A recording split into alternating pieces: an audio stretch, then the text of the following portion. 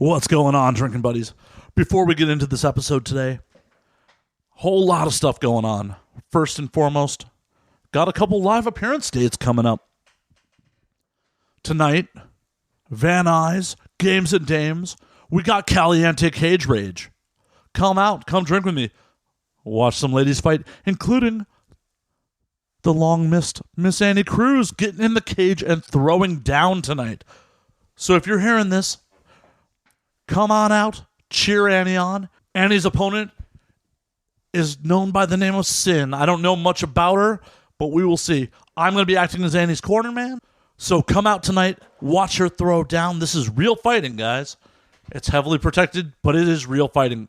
So come out to Games and Dames in Van Nuys. And just in case you don't know the address, it is 14626 Raymer Street in Van Nuys. It is 21 and up because it's full bar.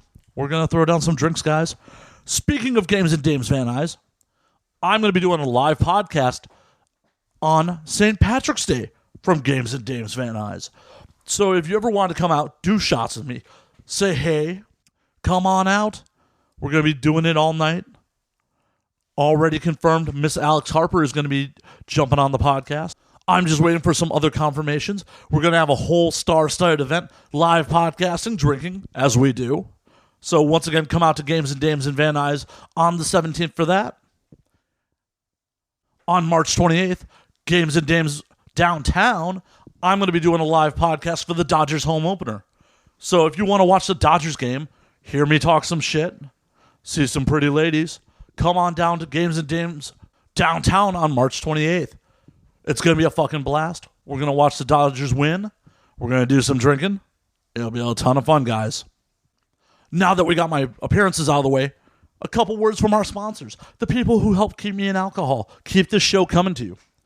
We got a new sponsor this week, and I am super stoked about them.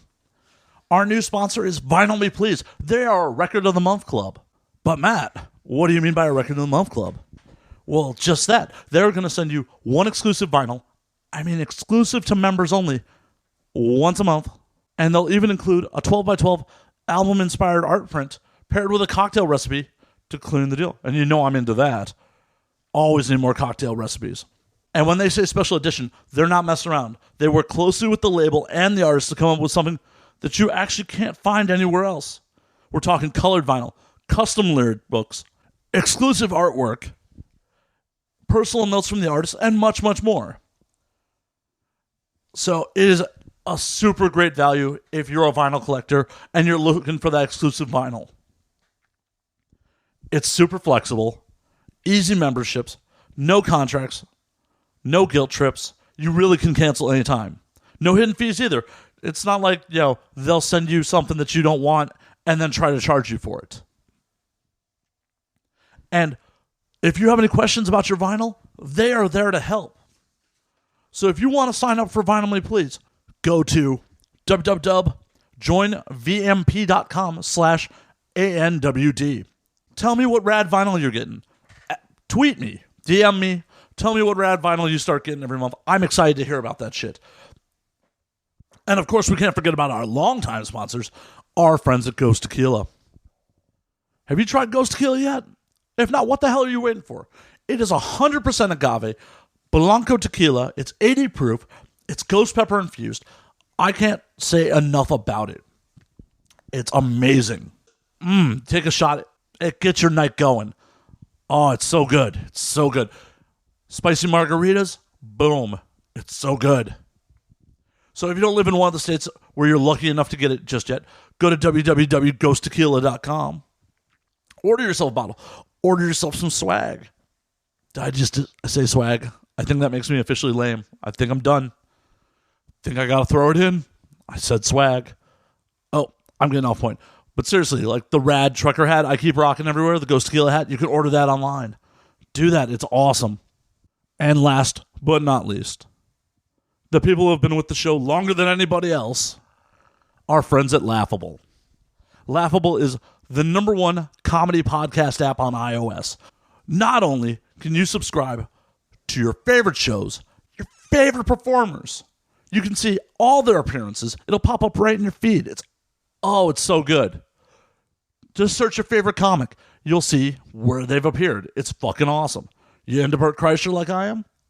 Type in Bert Kreischer. You can see when he appeared on this show if you're unaware that happened. And his various other appearances on Rogan and a ton of other places. You can also buy comedy tickets in-app. It's fucking awesome. It's coming for Android real soon. I know I've been saying this for like 6 months, but they swear to me any day now. So go to www.laughable.com for the Android users and get on the waiting list. The minute they roll it out, they will notify you, and you will be in a better place. For you iOS people, Cult of Apple right here, man. Just go to the App Store, download it today. It's a free app.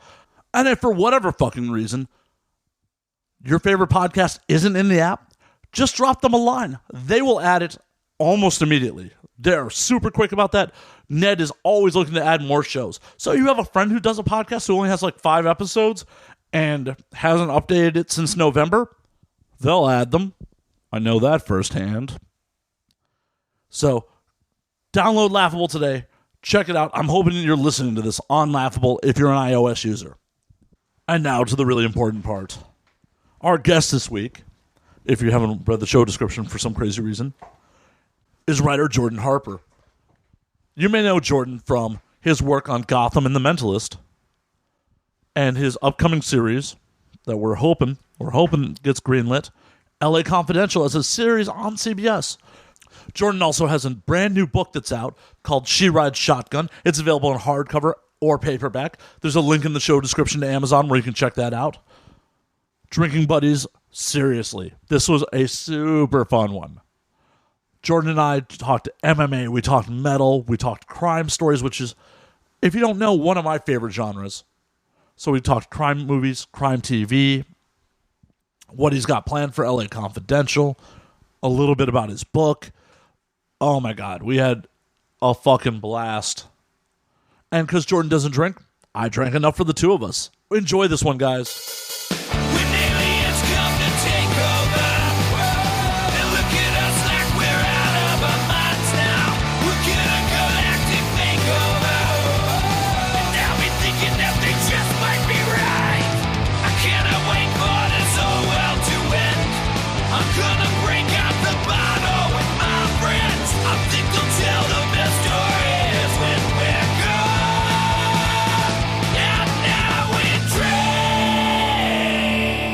Awesome. And there we go. All right. Now that we got all the promo bullshit out of the way. This is all promo bullshit, you know. Well, not to me, it's not. Sure. No, this is a putting on the headphones, which I'm sure is a good call because it lets you know how you hear it. It does kind of make it one removed. It's kind of like a condom for conversation in a weird way. There's an artificiality that's been introduced right off the top, even though I'm sitting 3 feet from you. Well, and that's kind of the goal. We want to have a conversation that is free of distractions. That's why phones away, all that stuff. It's so rare, and we were talking about this a little bit off air, to be away from distractions of modern society. Yeah, I don't have a name for it, but I feel like if the world exists in 50 years and everybody's kind of better than we are now, they're going to have a name for this era that we live in right now, kind of like how they call that one period the Gilded Age. But this age, whatever they name it, it's going to be about how we all plugged ourselves into the internet and went insane. Honestly, I feel like the computers will just be naming it something in ones and zeros. Probably, while we're all just being turned into batteries a la like the Matrix. But it's not normal what we're doing. This thing where we have these glowing rectangles that just kind of threaten us all day. Do you know what I mean? Yeah.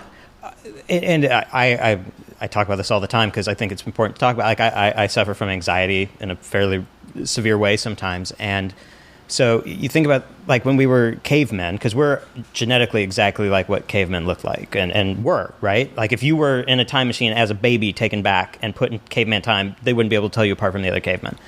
And so back then, we have this meat lollipop at the middle of our brain that is a lizard brain that tells us oh, here comes a woolly mammoth, run, or here comes a guy with a club, fight, and here comes a beautiful woman, try to fuck her. Right, exactly. And so your body floods with adrenaline, and you're either supposed to run away or fight, and your brain can't tell the difference between a woolly mammoth and a tweet saying, oh, by the way, temperatures are rising and we're all going to die. It sees a threat and it says, so run, but you literally can't run from it. No, not at all. And the app designers, I read an article a while back, have set it up so it stimulates other parts of the brain that are like slot machines. Yeah, oh yeah. Yeah, well, I mean, you're a gamer, yeah? I play video games like an old guy. Like, I get every Grand Theft Auto that comes out. I never beat it. I just do things. My brother and I call it making our art. And we, you steal cars and you see how many cops you can kill. Or, you say, okay, this time you can only use a knife and stay alive as long as you can while killing everybody you pass. Like, I don't play games to win anymore. And one of the reasons is that I don't have the dexterity to take on any 13-year-old online.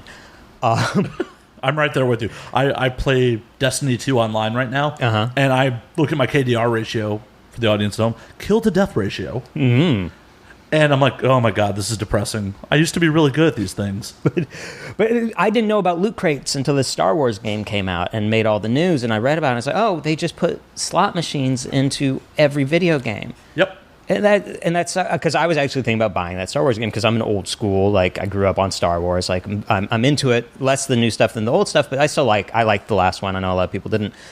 But when I buy a Star Wars game, I'm buying it to be Boba Fett or Yoda or whatever. Right. You want to be a bad motherfucker with a blaster or a lightsaber. Right. And I want to be that, like, pretty quickly. I'm not going to grind for shit. Like, I'm a grown-ass man with shit to do. Right. I'm not going to grind for, like, and I'm not going to pay $30 because I don't need to be Boba Fett that bad. That's where they get you, because a lot of times I've fallen victim to the microtransactions. Yeah. And I've been like, well, I could grind for 10 hours, or I could pay less than what I make in an hour and just get it. Sure. And I totally get that. The last game I bought, like, I don't buy a lot of games, is that one Cuphead. Have you played Cuphead? I love Cuphead. It is so fucking hard. It's too hard for me. Like, I have yet to successfully complete any level in Cuphead. Really? Well, I have no hand-eye coordination, and I just go like, nah, fuck this. Like, I'm gonna go back and play like Hitman for the 90th time, But like, just garrote somebody and. That I can do. I can handle that. But Cuphead's gorgeous, and the soundtrack is so good. The whole package it's amazing, and I know, like, there are gamers who are like, well, if you can't grind it out, then you don't get to see the rest of it. And I'm like, oh, fuck you. Like, I just want to see it. That's it. I just want to play it to see it. Well, they have playthroughs on YouTube. I know. I'm not quite that sad. Okay, that's a lie. I watched about 15 minutes of some guy just beating all the bosses perfectly. And it was almost worth watching. It just wasn't quite worth it. The game is amazingly beautiful, though. And I like the fact that it has two-player on the couch only. Oh, yeah. Old school. Old school. You have to sit with your buddy and fucking scream and try not to throw a controller. Yeah. Like, oh, get it. Oh. And that's the kind of thing, I don't know anything about the development of Cuphead. I would like to know more because it's such a shot in the dark. But once I learned about it, I had to pay money for it. I feel a lot of people felt the exact same way. And they have been talking about this game for years. And the fact that all the animation's hand-drawn is why it took so long. Oh, well, sure. And I guess, I mean, I don't know if your audience is 100% gamer or not, but like Cuphead it looks like a cartoon from the 1930s. And everything is hand-painted, and all the animation is gorgeous, and it has, like Matt said, the score is like that old-school 30s, like, jazz. That it's just like, it's like a Betty Boop cartoon in color. And that's a video game. It's such a good idea. I know. I don't know why someone hasn't thought of that sooner. Yeah. I hope they do a sequel. I hope to hell. Well, it's really smart because, I mean, video games cost so much money right now that somebody had to do the math and go, well, we could spend $80 million hand-rendering a bunch of stuff that's not going to look quite as good as Call of Duty does, or we can use it to hire hand-painted animators and do something completely out of the box. I would really like to know if, like who put out the money for that, and I want to talk to them about things I want to do. There's 2 independent game developers out of Canada. Yeah? Yeah. Well, there you go. Labor of love then, right? Yeah, that's why it took so many years to get done. They were perfectionists about it, and it shows. Yeah. 100% shows. And it's not that expensive. I think I bought it after the initial wave, and I got it on a sale, I think. But so I'm not mad that I paid for it. It's too hard. But, okay, that's fine. I suck, and I can live with that. I would pay for it anyway just because I'm so glad that somebody is doing that. Me too. And for the difficulty, I found, at least for myself, that though the bosses would constantly kick my ass, I was just like, no, I see what I did wrong. Right. I can beat it. And it just triggered something in my brain where I would just hit replay over and over again. Yeah, no, I did too, but I didn't do it for that long. I don't have that in me anymore. Like, it made me think about like the one game that I really remember getting away. I mean, I'm old enough I played like the original Nintendo, but that first Tony Hawk. Oh, I love that game. Oh, it's the best, and it had a great soundtrack. And I remember at one point I was like the first of my friends to figure out you could chain tricks by doing the 2-wheel stance. And so I was like, you went from getting like 10,000 points on a round to going, oh wait, no, now I can get like 200,000 points on a round, and just that was the one that I really like ate part of my life. A good game does that. Yeah, yeah. Without just it feeling like a goddamn grind. Because there was a point in the late 2000s where I played EVE Online. Mm-hmm. I don't know if you're familiar with I this. am. I've never played it, but it's the only video game I've ever found that it is interesting to read news stories about gameplay. And the game's crazy. I mean, it's absolutely crazy. But it was like paying to have a job. Yeah, oh yeah. Well, I've been playing Crusader Kings 2 recently, which is it's a computer game, and it is... it's kind of like a civilization, or it's not too military. It's more like the game Civilization, but it's all very person-based. So you are this king, and you have children, and then you have to groom them and marry them off. And then when you die, you become your heir, and it just keeps going and going and going. And I've been playing it like a lot this week, and because I'm avoiding work, and but it made me think of this period of my time that I remember very clearly, where I was playing the first iteration of The Sims, right? And I had this guy, my sim was really happy, and he was really healthy, and he was very content with his life. And I realized it was because I made sure he got up in the morning, exercised, took painting classes, and like lived a fulfilling life. Unlike, like, one thing my sim didn't do was sit around and play fucking Sims all day, Like, and it really made me, it was one of those realizations you have, like, I'm putting this game away now. Like, I can't dedicate this much of my life to making sure a fictional thing has a better life than I have. That's the exact reason I never picked up The Sims. Oh, yeah. I saw the concept, I'm like, oh, that sounds cool, and then I realized, oh my god, I'd be giving up my life to exactly what you went through. Sure, and I just wanted to try and make some argument like, well, I guess that's what you do when you write fiction or something, but no, it's not. It's very different than when you write fiction. Well, if someone's going to pay me to run a sim, done. Sure. And again, like, I don't, anything that anybody enjoys is none of my business. Like, if that's what somebody else wants to do, I don't care. Yeah, it's your life. I've completely been a proponent of do what you want to do as long as it doesn't hurt anyone else. Sure. I mean, I think in today's day and age, like, you have to like define hurt in a new way that I think is very good. But in general, yeah, just I don't care. Like, furries. If people make fun of furries, it's like, I don't care. Go fuck a whatever. Yeah, fuck whoever you want. As long as it's consensual, it's cool. Yeah. No, exactly. And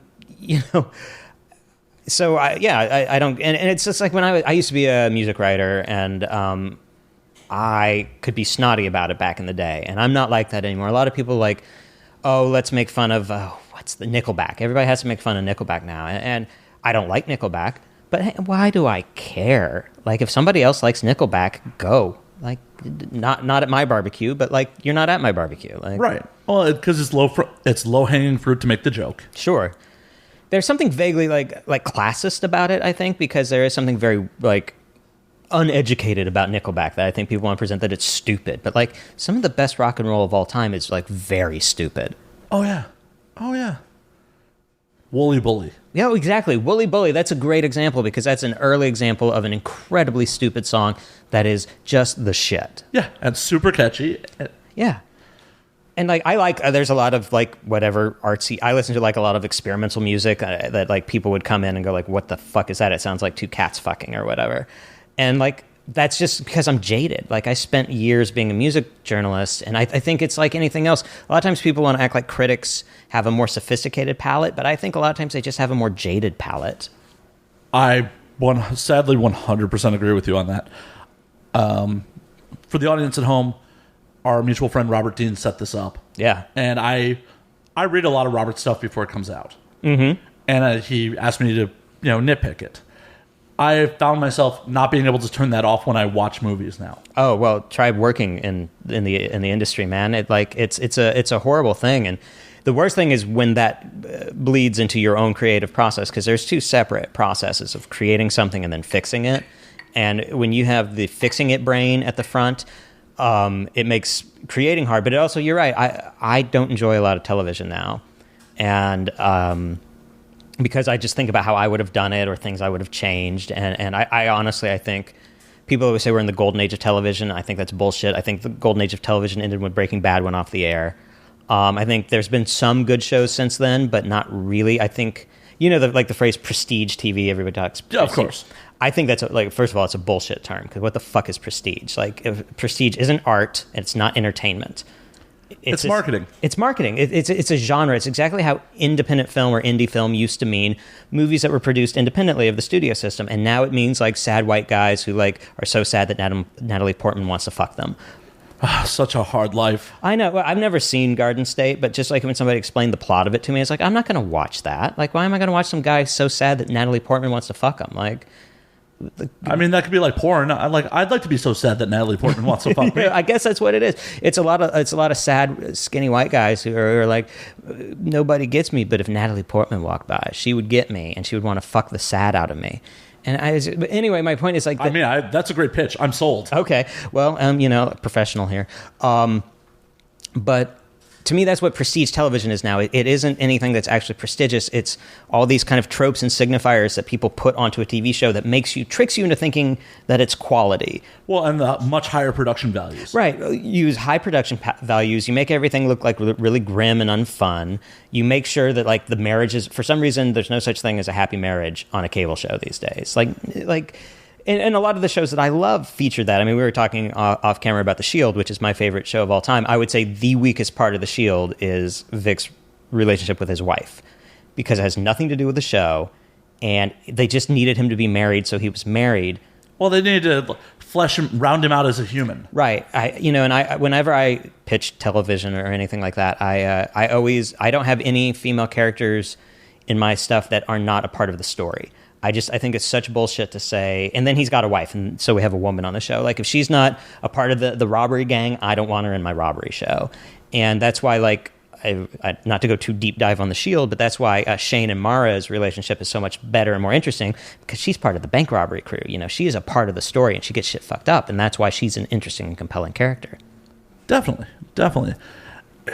But people casting it, I'm assuming, more better than I would, feel that they need a female lead or at least a female series regular on the show, and that's part of it. Oh, 100%. And I don't have a problem with that. I want there to be more stuff for women. I mean, this is all going on right now, and I think it's a really good thing. I just want them to have a part of the story. I don't want them to be this weird little cul-de-sac in the story where it's just by season 3, they go, how are we going to use her? And then she kind of disappears, or they do something bullshit. Love The Sopranos. Dr. Melfi, after one season, they kind of ran out of things to do with her because she only knew Tony. She couldn't, so they would either do subplots with her husband where you're I don't give a shit. Well, and that I feel is kind of came with the lack of direction The Sopranos started off with, because it started off as almost a TV version of Analyze This.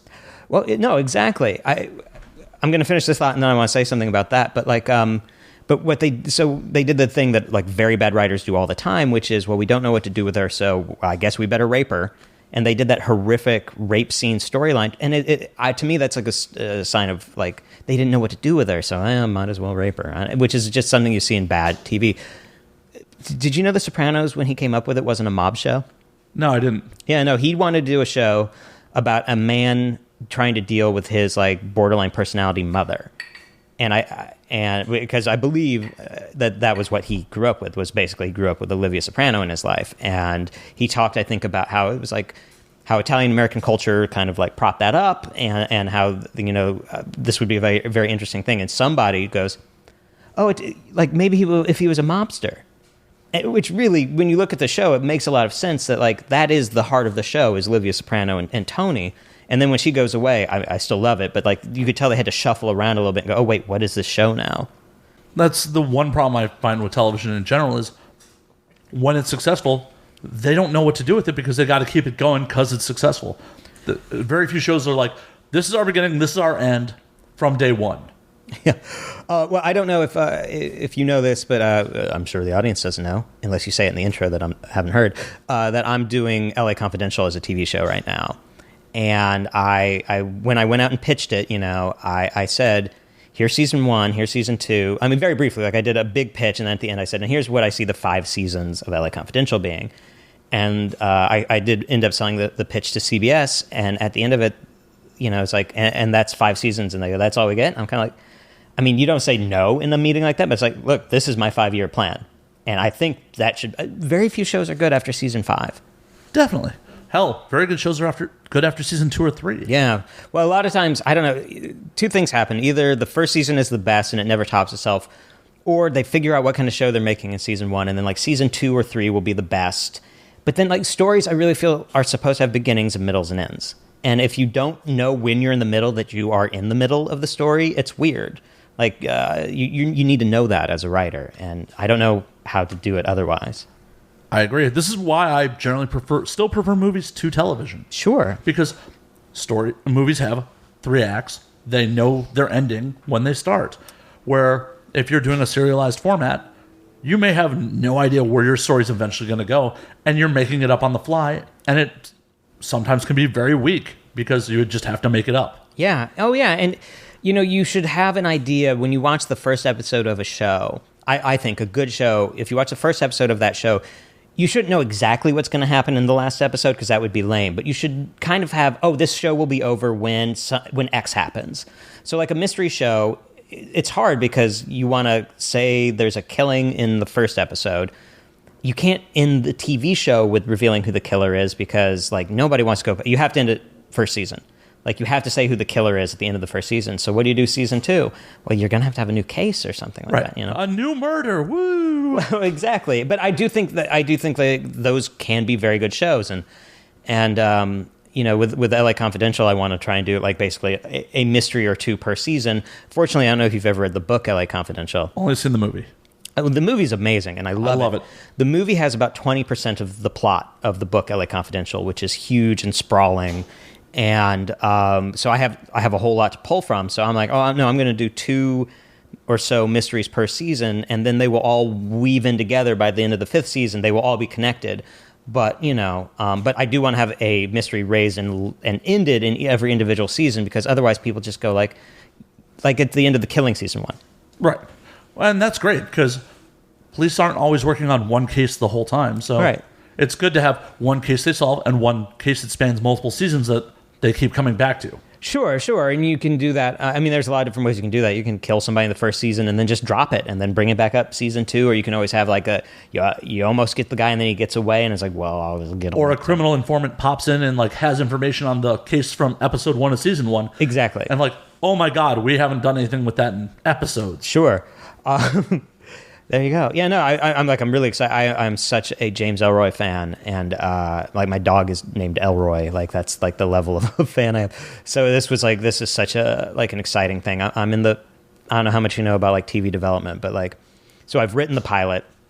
The pilot has been presented to CBS, and now I'm in this moment. Like I don't usually make sports metaphors, but I thought of this earlier today when I was thinking about this. When a quarterback throws a football, there's a moment where he lets go of the football, and then there's somebody else who's either going to catch it or not, but it's just hanging in the air. And that's how I've been for like 2 weeks now. Is there's nothing more for me to do. I've done revisions. They're happy. They're going to present it to the head of CBS, and he's going to read it. And it's either going to be a show or not. So I'm just watching a football in midair with the receiver kind of reaching up, and I have no idea if he's going to catch it or not. Well, hopefully they catch it. Hopefully. So with a show like this, are you excited about being on network, or would you have preferred to have pitched it to? I mean, obviously, you want to go where you want it, where you get picked up. Sure. But would you have preferred to do it on a premium channel where you could be a little more gory, a little more? It's interesting. I mean, my knee-jerk reaction is to say yes. I mean, obviously, I'm very happy to be at CBS. If anybody from CBS is listening, but I think there's a lot of things that when I talk about prestige, there's a lot of things going on in cable right now that I don't approve of. And it's, first of all, violence. Have you ever seen an episode of Criminal Minds? I haven't actually. Okay, well, trust me. I don't watch it all the time, but you turn it on, you go, oh, there are no limits to what you can do on network, basically, as far as violence goes. Violence is fine. Sex is harder to do. The real trick, and it's just going to be a trick of doing it, is the tone and how to be that nasty, gritty James Elroy and these very morally complicated cops who are not intrinsically good people or bad people. They're just people, you know. And that's the part that I hope I can get through onto CBS. But that's more of the challenge. But, you know, places on cable and streaming right now, there isn't a big demand for that kind of tight storytelling I was talking about. They like shows that are about a character and they kind of fart around a lot. You know, there's nothing like, I always say, like when you talk about the golden age of TV, you talk about like shows like The Sopranos. You can see a lot of shows that got their inspiration from The Sopranos on the air right now. You see a lot of shows. I mean, there wouldn't be Game of Thrones without Rome. Definitely not. But The Shield, there's nothing on cable right now that exists because The Shield existed. Sons of Anarchy was a close follow-up. Close follow-up. I mean, and literally that's because like one of the main writers was on it. But yeah, I mean, even FX, which did all that great TV, Justified was probably the last show that was on the air that you could say this exists because The Shield existed. And I feel The Shield came into existence as it was because FX was such a young network. Oh, yeah. Well, and again, you know, you talk about these tropes of what Prestige is, and one thing that Prestige is not is a case of the week mystery show, which The Shield always was. The Shield was always, even when they had longer storylines, there were always something happened every episode that started that episode and ended in that episode, which I think is a really pleasurable thing. Like everybody loves watching old episodes of Law and Order, but nobody's trying to make a show like Law and Order on cable because it's not considered like fucking artsy in some way. Yeah. But the Shield also had a plot that spanned, from season 2 to almost the end? Yeah. Well, I mean, really, if you look at the end, the very last episode of The Shield couldn't have happened without the pilot. It is in an essential way about the pilot of The Shield. And I'm sorry, we're going to spoil a 10-year-old show? Yeah, which you should all fucking watch. But like, you know, Vic Mackey killing a cop at the end of the pilot is what sets that whole show in motion. And you see it in the final episode that none of this would have happened if Vic hadn't killed that cop that night. And to me, that's great storytelling. Definitely. That your character's actions have consequences that never go away. Yeah. Well, right. I was always taught, because I started, I did short stories for a long time. That was like my main fictional outlet for a long time. And then, you know, I have a novel out right now. And, but like with short stories, I can't remember where I read this or somebody told me, but somebody said one time, you should only ever write a short story about the most important day in somebody's life. And I think that there's something really important about that like, if you're not telling the most important story of this person's life, then why are you telling it? I agree. And that's something, because at one point I wanted to write movies. Yeah. I don't have the dedication to sit down and grind it out. It's a shit market right now anyway. Fair enough. And everything I learned about screenwriting was you should be telling your character's most important story. And that's why 9 times out of 10 sequels suck. Yeah. Oh, yeah. Well, that's somebody. My novel, which is called She Rides Shotgun, is coming out in Germany in a little while, and so I just answered some questions from a German reporter, and one of them was, "Are you going to do a sequel to this?" And I said, "Well, no, because this is the most important story in this character's life, and if it's not, then why did I tell it?" And so it's exactly that. Like that's why, other than The Godfather Part 2, it's really hard to think of sequels that really work. Yeah, Terminator 2. Sure, Terminator 2, but that's like, I mean, there are examples, but that one is one like who's the main character of both of those, and that's why, you know, you have to. And it shifts because Terminator 2 is about John Connor, not Sarah Connor. Exactly. Or, you know, there are those kind of sequels where it's just like, okay, we made the first movie, and now I think we could do it better, like how Evil Dead 2 is better than Evil Dead, or Crash 2 is better than Crash. Well, or Crash? No, I'm sorry, Crank. Yeah, I never saw Crank 2. Oh, Crank 2 is better than Crank. Okay. Yeah, it's just the first one turned up like 20 degrees louder. But that's a popcorn action movie, so. Oh, sure it is. I do love Jason Statham. I think he's one of the very few actual action stars that we have on American soil right now. It's funny, none of the actual action stars are American anymore. Well, it's because this is something you could talk about for a long time. Guys like that don't become actors in America anymore. There's no Robert Mitchum. If Robert Mitchum was born 20 years ago, would not be trying to break into Hollywood right now. It's like tough guys in America don't do it. Tough Australians become actors, tough Englishmen become actors, and that's why we import all our tough guys from those countries. Hopefully we get some more MMA fighters that can act. Oh, I would love that. I don't know why there's not a reality show about the Diaz brothers, personally. They probably wouldn't sit for it. You're probably right. You'd never get those talking heads, but if they did get them, they would be insanely hilarious. Oh, 100%. They're gold. Yeah. I read that Nate's your favorite fighter. Oh, yeah. No, I love Nate Diaz. It's weird because I think my two favorite fighters are two people who you would not expect to be. Nobody says these two guys at the same time, but I love George St. Pierre and Nate Diaz. And I think it's because, and I like Nick Diaz too, but there was something I always, even before the Conor McGregor fight, there was something about Nate that I really, really liked. And it was just like that he clearly was fucked up, and this is what he could do the best. And so he did it. And I did like that he was in the shadow of this brother. And like, I was at the first McGregor-Diaz fight. Oh, that's awesome. I won $500 because nobody else fucking bet on Nate Diaz in that fight, and I did. Well, because at that point, Nate Diaz was like a 500 fighter? Yeah. I just, to me, it was always a thing of like, well, I don't get how Conor McGregor beats him. And even in that second fight, first of all, he clearly took him much more seriously. But also, he barely won. I mean... Honestly, I feel like what cost Nate the fight was Nate going down. Nate didn't actually get rocked and put down. He went to his back to try to bait Conor into going into the ground. Yeah. The judges saw those as knockdowns. Sure. And it cost Nate the round. Well, do you remember when Nate fought Cowboy? Cerrone? Yeah. Cowboy Cerrone. I was at that fight too. And in the stands, you can't hear Rogan and those guys talking, so you don't know how like this fight's being interpreted by anybody else. And that was where Cerrone was getting him with those leg kicks and sweeps, and Nate was going down and coming right back up, and then he was punching the shit out of him. But I did have fear when I was watching. It's like, I hope that the judges aren't falling for this. And in that fight, they absolutely didn't, because he clearly beat Cowboy Cerrone very badly. But yeah, I think. And I'm afraid those guys are done. Those are guys, Nate and Nick are guys that, like, once they get the money, like, they're not going to keep. Like, he does fight seminars, and I'm sure just rakes in tons of money. And I think Nate will be back for McGregor 3. Sorry for the folks that aren't into MMA, but we're about to get a little deep here. I feel Conor's going to be stripped of the belt because he wants no part of Tony Ferguson or Khabib. Oh, Khabib. I would like... I find Conor McGregor amusing, and I just want to watch him lose. That's who I am as a person. I feel most people that aren't Irish feel the same way. Oh, yeah. Oh, yeah. By the way, being the one guy who bet on Nate Diaz in the arena when he's kicking Nate Diaz's ass, and I'm like jumping out of my seat and yelling, and the rest of the crowd is just quiet, Irish, and drunk. That's like I'm not a tough guy. I should like watch myself here. But yeah, fuck it. I've just won $500. So, but you were going to say what you think is going to happen. So they're going to strip Conor because Conor, I believe, has only one fight left on his contract.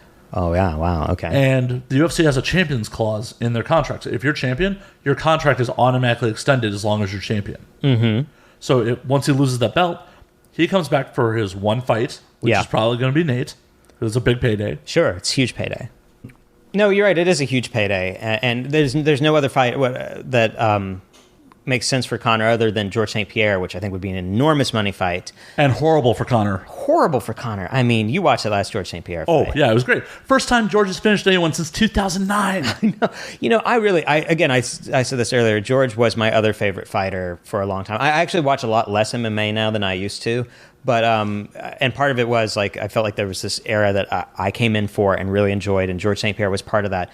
And there's, like, one or two of those fights that are truly hard to watch and not fun. The Mohawked British fella. Dan Hardy, that was a boring fight. And it was just because Dan Hardy was basically, I was like, I will let you break my arm, I won't tap. And George just isn't going to break a guy's arm to win. I gave Dan Hardy all the credit in the world for that fight, though, because that Kimura and that armbar was super deep. Oh, they were... No, again, it was... And people were like, what was George doing wrong? He wasn't doing anything wrong. He wasn't going to break a guy's arm to win a fight. And it was just clear that's not who he is. And Dan Hardy, I think, knew that, and that meant, like, he wasn't going to be able to do that. But, like, when he fought... I'm terrible with names, as you're going to learn. We fought Josh, the blonde, curly hair... Koscheck. And closed his eye on that. He broke his orbital with that first jab and then just kept doing it for 5 rounds. I liked watching that. I really did. I love what I love about both George St. Pierre and the Diaz brothers is they are clearly pure martial artists in very different styles, but they are martial artists and they are out there doing something not just to master. This sounds so cheesy, but they're not doing it to master anything other than themselves, which is why when you read about their personal lives, they're so weird and confusing, where like George St. Pierre goes out and parties and then gets up at 5 a.m. and pukes in a trash can and then trains. Or, the Diaz brothers are vegan, marathon running, pot smokers with AK-47 poses and shit like that. And I just love it. Like Nate is the name of the father character, like the second lead character in my novel. Like that's how much I love them. And I gave him a brother who's named Nick and dead. But like, they're so fascinating. And I could listen to any of those three guys talk forever. Oh, and I love the Diaz's background. Like, I heard in an interview where they originally got into Brazilian Jiu-Jitsu because someone else who was training was like, hey, man, if you come train, I'll buy you a burrito. And they were just hungry. Yeah. Well, I mean, I think that might be, like, Nick, I think, because Nick said that Nate was like a fat little doughy 13-year-old, and Nick was getting into shape and being a real badass, and said, like, no, you're coming with me. I'm going to kick your ass for a while. And did and turned him into this like amazing fighter where you can watch. Well, I don't train Brazilian Jiu-Jitsu anymore, but I did for a long time. Not a long time, 3 or 4 years. But so I was at a stage in my life where I would actually just watch straight Jiu-Jitsu matches, which are really boring to a lot of people. I still do. I go to EBI. Oh, do you really? Yep. Oh, wow. Yeah, I want to get back into it. I moved, and my Brazilian Jiu-Jitsu school is over on the west side, and I live in Atwater Village now, and I realized it was a 3-hour round trip to train for an hour, and you really have to train 3 days a week for it to be useful, like, to be worthwhile. And I can't do this anymore, so I need to find a school. But all the Brazilians live over on the west side because they love to surf, so it's harder to find stuff on my side of town. There's got to be something on this side of town. To be clear, also, I haven't done it because I'm lazy and kind of don't want to get started again, because they're 100%. Demian Maya has a school that he doesn't teach at it, but he like represents a school that's over in like Lincoln Heights or something like that, and that should be good enough for me, right? I'd hope so. Yeah. I'd hope so. He's another one I love. As long as he's not trying to teach you takedowns. Well, he's not terrible at the takedowns. I mean, this last fight he was, but he can't take on a pure wrestler. Like he just, unless he can bait them into doing something really stupid. That's the problem with a lot of these guys is once they're solved, and watching you do this here. Get all fascinated. No, I mean, you know what I mean? Like, when you solve a fighter, they're kind of solved, and oh my God, did that happen to Ronda Rousey now? Oh yeah. I had a streak of, there was like a 3 or 4 year period where I was working in network TV, and so I could afford to go to a lot of these fights, and I went. So like I was there the second time she fought Miesha Tate, the first, the one where it was an actual fight for like 3 rounds. Instead of just, hip toss, armbar, tap. Exactly. And, when you're at a fight and you get those like goosebumps, it's like the most real experience you can have as an audience member of anything I've ever found outside of particularly brutal forms of heavy metal. But like Ronda Rousey, like marching in to beat up Miesha Tate, like I had goosebumps that were just so big because it was more real than any other fight I've ever been to of like, she is here to kill this woman. Miesha Tate came out to that song where it was like, it's not fight song, but it's one of those like kind of cheerful, but it sounds like the song. I mean, her name's Cupcake. I know, but her fight song sounds like the fight you listen to after you lose and you're trying to pick yourself back up. Where Ronda Rousey comes out and it's Bad Reputation, you're just like, and she had that mean mug that was so effective, and she fooled people into not seeing her giant blind spot. That she couldn't score a takedown unless it was from the clinch. Yeah. So it's just like literally never clinch with her. She can't take a punch. I don't know how she knocked those girls out because her striking is straight up terrible. Because women's MMA has not evolved as high as men's, unfortunately. Well, sure. It was like Joanna Jędrzejczyk. Yeah, you see, I know that one. I can't say that one. It's okay. The amount of professional MMA announcers were like, Joanna champion. Yeah, well, that was some smart branding. I don't know what they're going to call her now. But well, she may beat Rose. They're getting the rematch. Yeah, I like Rose too. Rose is Thug Rose. Yeah, how do you not like that? Like little pixie with a shaved head who's just like so polite. So polite, but then she turns on that again. A woman with a mean mug is like I like that. Like that is a thing I can get into. And yeah, a quick segue. I was just talking about this last night. If you were to pick walkout music for yourself, what would you pick? Oh, that's really interesting. Did you ever watch that I can't remember if it was Michael Sphinx, but where Mike Tyson walked out to basically like the Industrial Noise soundtrack? It works real well. It's just like these clanging kind of things. Now, that wouldn't actually work for me because I'm not... The thing is, when Mike Tyson is walking after that, right, and you just watch Michael Sphinx go like, oh no, like, I've made a terrible mistake. It was so good. I don't know, I would probably like Run the Jewels. I would find a good badass Run the Jewels song, or wait, no, new answer. Death Grips. Do you know Death Grips? I don't. Death Grips is like this insane noise rock band that's also kind of hip hop in its exercise, because like MC Ride is like this. He's not really a rapper, even though he calls himself MC, but he's like this black guy who's like very skinny and insanely ripped in that way that only really skinny guys can get. And he basically yells. But they have some songs like that are just really badass. And so I would say probably a Death Grip song. It sounds like a good... Definitely. Yeah, what about you? What would you pick? Prong's Rude Awakening. Oh, okay. Prong is a good choice. Yeah. I don't know if you ever heard that track. I don't know that particular track. Let's see if I can play like a couple seconds of it. Get away with that copyright infringement. Sure. Should have queued it up while I was asking you because I knew it was going to come back to me. You know? I'm fucking up here on my hosting details. I also, I don't know. People who come out to things that aren't scary at all, I also admire. Mickey Gall coming out to Hey Mickey? Yeah, exactly. Like, you go. Like, are you really... Again, if you're not Mike Tyson coming out to Coil, you're not probably going to be that intimidating when you come out. I still thought that was fucking hilarious. Oh, yeah, no. And then he destroyed CM Punk, who did a full-on pro wrestling fucking intro. CM Punk stood at the edge of the cage and looked out like he was about to go into the WWE ring. Yeah, oh, yeah. And there's just like guys like, if you choose like California Love and you just make it be your theme song, I think there's nothing wrong with that because most of the time, they always seem to choose very bad hip hop. Sadly. There we go. An ad. Damn you, YouTube. Yeah, you got to spring for that red stuff,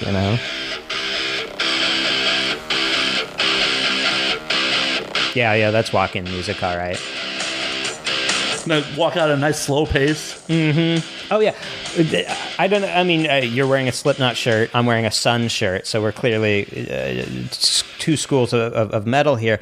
I am fully 100% in the camp of the slower metal is the heavier. Like, that's me. Like, I like... Crowbar. Well, I like that weird German stuff like Ahab. Have you ever heard? Ahab has... Their first album is called, like, The Wretched Something of the Sea, and it's a Moby Dick tribute album.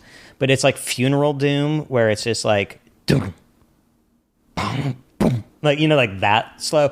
Or, have you ever heard Sun, the guys whose shirt I'm wearing here? No, and I feel like I should. Well, this is actually, that's Tony Iommi right there. But, like, Sun are these guys, they run Southern Lord Records, and then they play this kind of metal where there's no percussion. And you go to the show, and it's just like literally like 12 Marshall stacks at the back of the stage. And then they just turn the smoke machines on, and they never turn them off.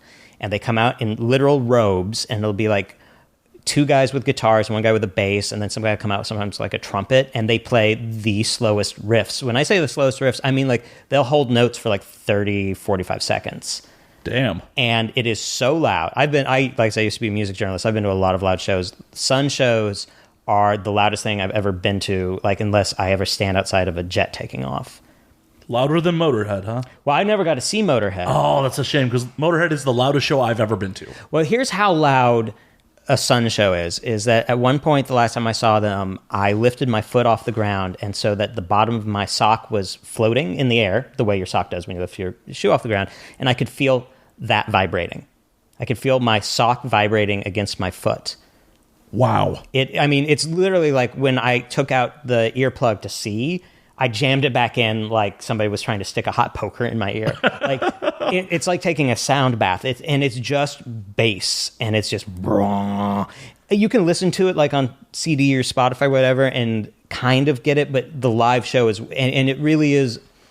You feel like you're having an experience because, like I said, it's very ritual-like. They're all in robes. Attila Szar, if you know who he is, he's like a Hungarian metal vocalist who has a lot of different bands, but he performs with Sun Live, and he does either like this very guttural growling stuff, or he can do Tuvan throat singing, where they hit 2 notes at once. Yeah.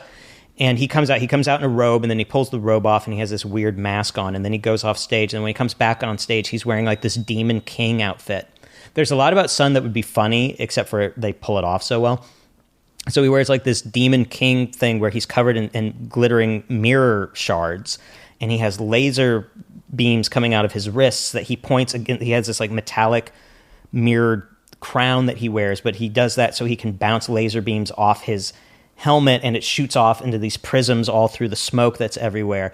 And you, by the end of the show, you're like exhausted, and you really feel like you've been through like a ritual, and it's made like the kind of like indie rock shit I used to be into seem so boring. I saw so many bad concerts when I was young.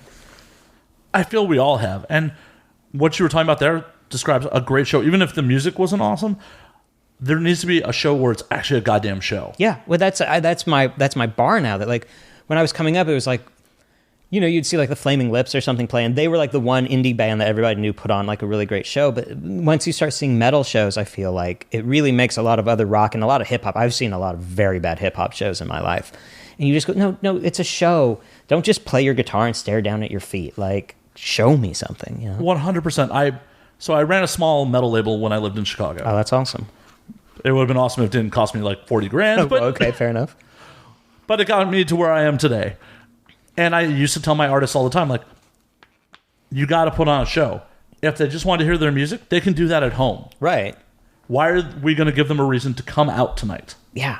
Well, I never saw Slipknot live, but like, amazing live. I would really like. I don't know if they're old now and it wouldn't be as fun, but like, it's been probably about 3-4 years since the last time I saw them. It was right after their guitar player died.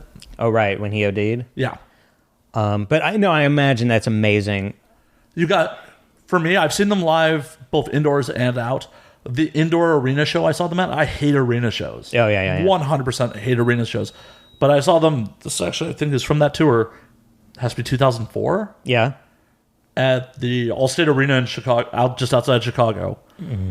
It was them, Shadows Fall, Gizmachi. I don't know them. And I forgot, they were a small opening band. They weren't even on the bill. Okay. They're metalcore.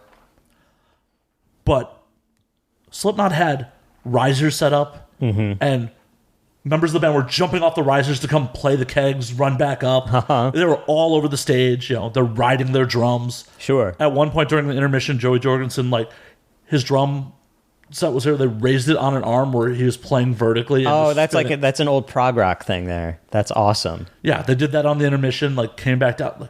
They put on such a great live show. Well, and I think nowadays that's the bands that do well. When I was like a teenager in college, my favorite band was Ween. Do you ever? Of course. Yeah. Which they didn't put on a show like that, but the thing about them was back in the day, you were on a lot of drugs. They were on more drugs, and they were going to just do weird things. And sometimes all of a sudden a song would be 90 minutes long. Not 90, but I saw 30-minute long songs that Ween would do. The best of those shows, I didn't follow them like the Dead, but I've seen them, I don't know, 40 times. And the best show I ever saw was in Lawrence, Kansas. And this was before anybody knew who Queens of the Stone Age was. Queens of the Stone Age opened. And it was like before the record came out. So it's like, oh, that guy was in Caius, or however you say Caius. But that's all I knew about him. And I was on mushrooms, and they were on way more than that. And by the end of the Queens of the Stone Age set ended, most of that band was completely naked. And then Ween played for like 3 hours. And then like it was literally the length of a mushroom trip. And so by the time the music ended, I was like kind of back to normal again. And I was, when you can, like, when it's a profound, life-changing thing, like you remember that, You're like, what did I just experience? Holy shit. Yeah. Oh, yeah. I saw Parliament Funkadelic's 25th reunion show, which was a long time ago. That's an old band. But that's where, like, they had Bootsy Collins and Bernie Worrell and obviously George Clinton. And at the end of it, a literal mothership came down from the stage, and they all climbed aboard it, and it took off. And you're like, well, that was a show. Right. Like, I'm going to remember that for a long time. The best show I've been to in recent memory, for me, I went and saw Mayhem. Oh, okay, yeah. When they just recently reunited, they played the Fonda. Okay. They came on stage, didn't say shit to the crowd, fucking killed for 90 minutes. Multiple set pieces, like all in robes. I've got some pictures on my phone. I'm sure my audience has seen them on my social media. And then just got off stage. Yeah. Like, no bullshit, no encore. Just fucking shredded. And we're just metal as fuck with this amazing set pieces for the whole goddamn show. How long ago was this, goddammit? I'm kind of tired of encores as an idea. It's just like, you know what? I know you're coming back out. Like, go get a drink of water. Don't make it look like if we clap loud enough, you'll come back out. Like, we know you're coming back out. You have not contractually fulfilled your obligations yet. Yeah, that's the kind of metal shows. Audience at home, he's showing me pictures of a metal show. Yeah, that's the kind of stuff I like. My favorite metal band right now is Electric Wizard. Not familiar with them. Oh, man. My problem is right now, there's no great outlets to get exposed to new music. Sure. I can't even remember how I found out about Electric Wizard, because this was fairly new that I kind of got into that like very heavy stoner metal, probably, I don't know, 6 or 7 years ago. And somehow I found out about Electric Wizard, and they've been around since the 90s. They were kind of one of the first of this new wave of like bands that were like, no, Black Sabbath was the best, so let's go back to that. Like Sleep and... Yeah, they were very concurrent with Sleep, and they're very similar. Sleep's Dope Smoker record is like, I literally keep that in my car. So when I'm not listening to like my iPhone, it's just Sleep's Dope Smoker, because it's a perfect loop in a lot of ways. But Electric Wizard, their songs aren't quite an hour long, but they do those like 17-minute long jams that are based on around one riff, and it just repeats and repeats, and there's nothing wrong with it. It's very rhythmic. And they sing about the most ridiculous shit in the world, but they're not being ironic. One of the really good songs is called The Satanic Rites of Drugula, which is about a vampire who ties up women and gives them drugs so he can drink their blood and get high. And like, that's dope as shit, you know? And they're not like being cute about it. Like, you can tell that the lead singer, it's Justin, but he just goes by J-U-S, so I guess it's Juz Osborne, just thinks that shit's really fucking cool as shit. And I went to go see them at the Roxy. They hadn't toured America in a really long time, and they were doing bigger shows other places, but here in LA, they were just doing the Roxy, and I ended up getting a scalp ticket for like $200. But like, they hadn't been here in like 10 years, you know, because last time they were here, they got busted, you know, because they smoked tremendous amounts of pot. And so it was a very small show, and they just projected 70s horror movies behind them the whole time. That's fucking amazing. Yeah. And you know, and then of course the smoke, and he's like he's like a big guy with long hair and a beard and a, you know, a jean vest, and again, you just feel like, oh goddamn, I just saw a fucking show. But I'll tell you not expect what I'm going to say next. Best show I've seen in recent memory, Dolly Parton. Really? First of all, I mean, there's a lot of good Dolly Parton songs, right? There definitely are, and you know, she's not hard on the eyes even at her age. Yeah. And the thing about her is she's been doing this for fucking 50 years. So you go, she talked as much as she sang, and everything that came out of her mouth sounded natural and off the cuff and absolutely fucking brilliant. And I thought to myself, like, I never want to see her again, because I never want to find out that this is all scripted to within an inch of its life, which I'm sure it is. But she was just a fucking professional. She played all of her hits because it was at the Hollywood Bowl. She's not fucking around. And you go, oh God, she has like, I don't know, 8 or 9 songs that you know that you probably love in one context or another. And she played 5 different instruments over the course of the show. That's fucking amazing. Well, that's what I'm saying. And she's what, 70 now? Yeah, she's 70. She's been playing with the same band for like 40 years. So they would do these tight harmony songs where they would sing a cappella. And you're like hearing this like perfect, like, oh, every one of these guys has been a professional musician for 40 plus years. They've been playing together for 40 plus years. So like the harmonies were this level that you would never get, even with like the best singers in the world, unless they've been doing it for 40 fucking years. And they all know exactly to the millisecond when everybody else is going to shift and everybody else is going to pivot. It was, I'm telling you, it was just like, oh, she's one of the masters. She doesn't get labeled as a master, but she 100% is. You got to be doing something right, though, if you've been doing it this long. Right, and packing in the Hollywood Bowl. She could have done 2 nights. And, you know, like, we were sitting pretty close to, like, Katy Perry was there. And you're just like, yeah, of course she is. Like, of course she worships Dolly Parton, who you forget wrote that one Whitney Houston song from the Bodyguard soundtrack. Like, that's also when you go, like, how much money does Dolly Parton have? Hey, she has Dollywood. Do you know that if you write Dolly Parton, ask her to send you a book, she will? for kids. She sends kids books to literally anybody who asks. She sends like 10,000 out a year. That's awesome. Yeah, I didn't come here to support a pro Dolly Parton agenda, but like if that's what I do, then that's what I do. You're doing wonders for her career. Well, and out here, when you see Dolly Parton here, it's a lot of women and a lot of gay men and then me. But like I'm from the Ozarks originally. And so like when I was growing up, my grandfather, who was like the biggest badass I've ever known in my life, he was a prison guard who made knives in his spare time. And he had two kind of tent poles to his sexual world. And they were Vanna White and Dolly Parton. And so, like, nobody thinks of Dolly Parton as, like, a sexual object, I feel like, anymore, except for me and you. Apparently. But, like, so, like I said, like, there weren't a lot of, like, straight dudes in the crowd. But I'm like, no, I grew up fucking, like, again, like, in Branson, Missouri, which, do you know Branson, Missouri? I do. It's this, like, weird Republican Las Vegas. That's where my grandpa sold knives, though, is at this, like, kind of amusement park called Silver Dollar City in the Ozarks. And there was a candy shop in downtown Branson that sold these chocolate lollipops where it was a naked woman and it was her from her breasts to her head. And they were called Dolly Partons.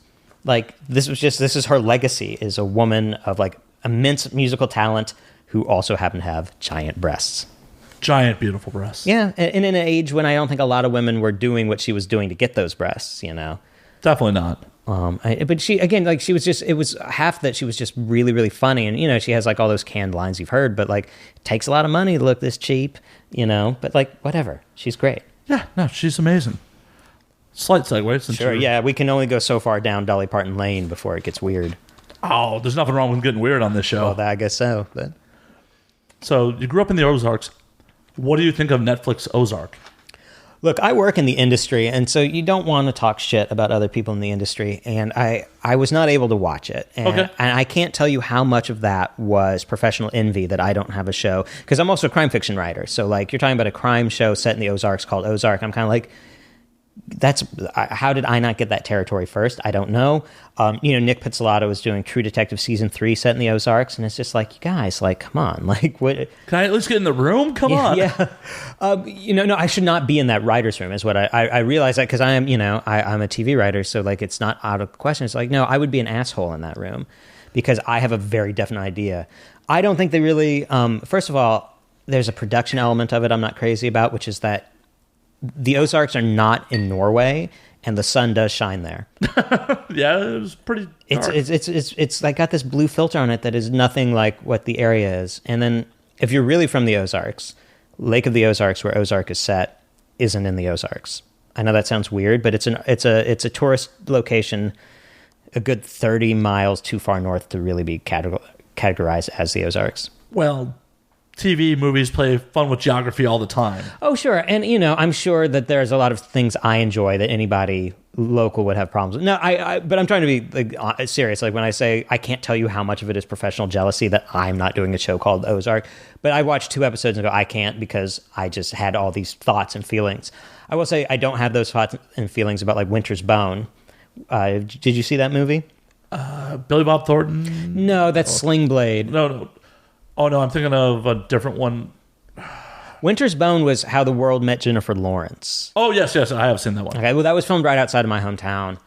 And Daniel Woodrell, who wrote the novel, is from the Ozarks. And they filmed it in the Ozarks, which they don't do the show Ozark.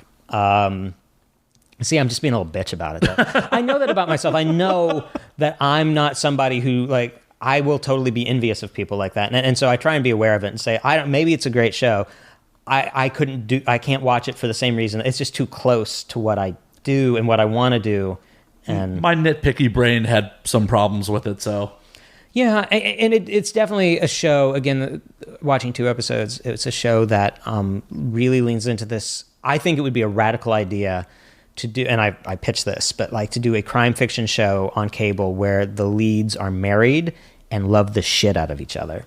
And they're not cheating on each other, and they're not like hating each other. They're Bonnie and Clyde. Yeah, no, I actually have a pitch that I take out where I basically want to do Bonnie and Clyde modern day, where Bonnie's been framed for murder, and that's why they're on the run. And they have to commit all these crimes, but they're doing it to solve a mystery, which I've never seen before. I think they should do. But like, yeah, and that's the whole pitch for me is like, wouldn't it be fun to watch 2 people who fucking love the shit out of each other, and that's why they do everything they do? Yeah.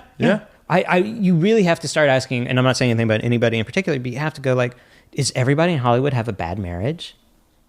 Looks that way. Yeah, it really does, doesn't it?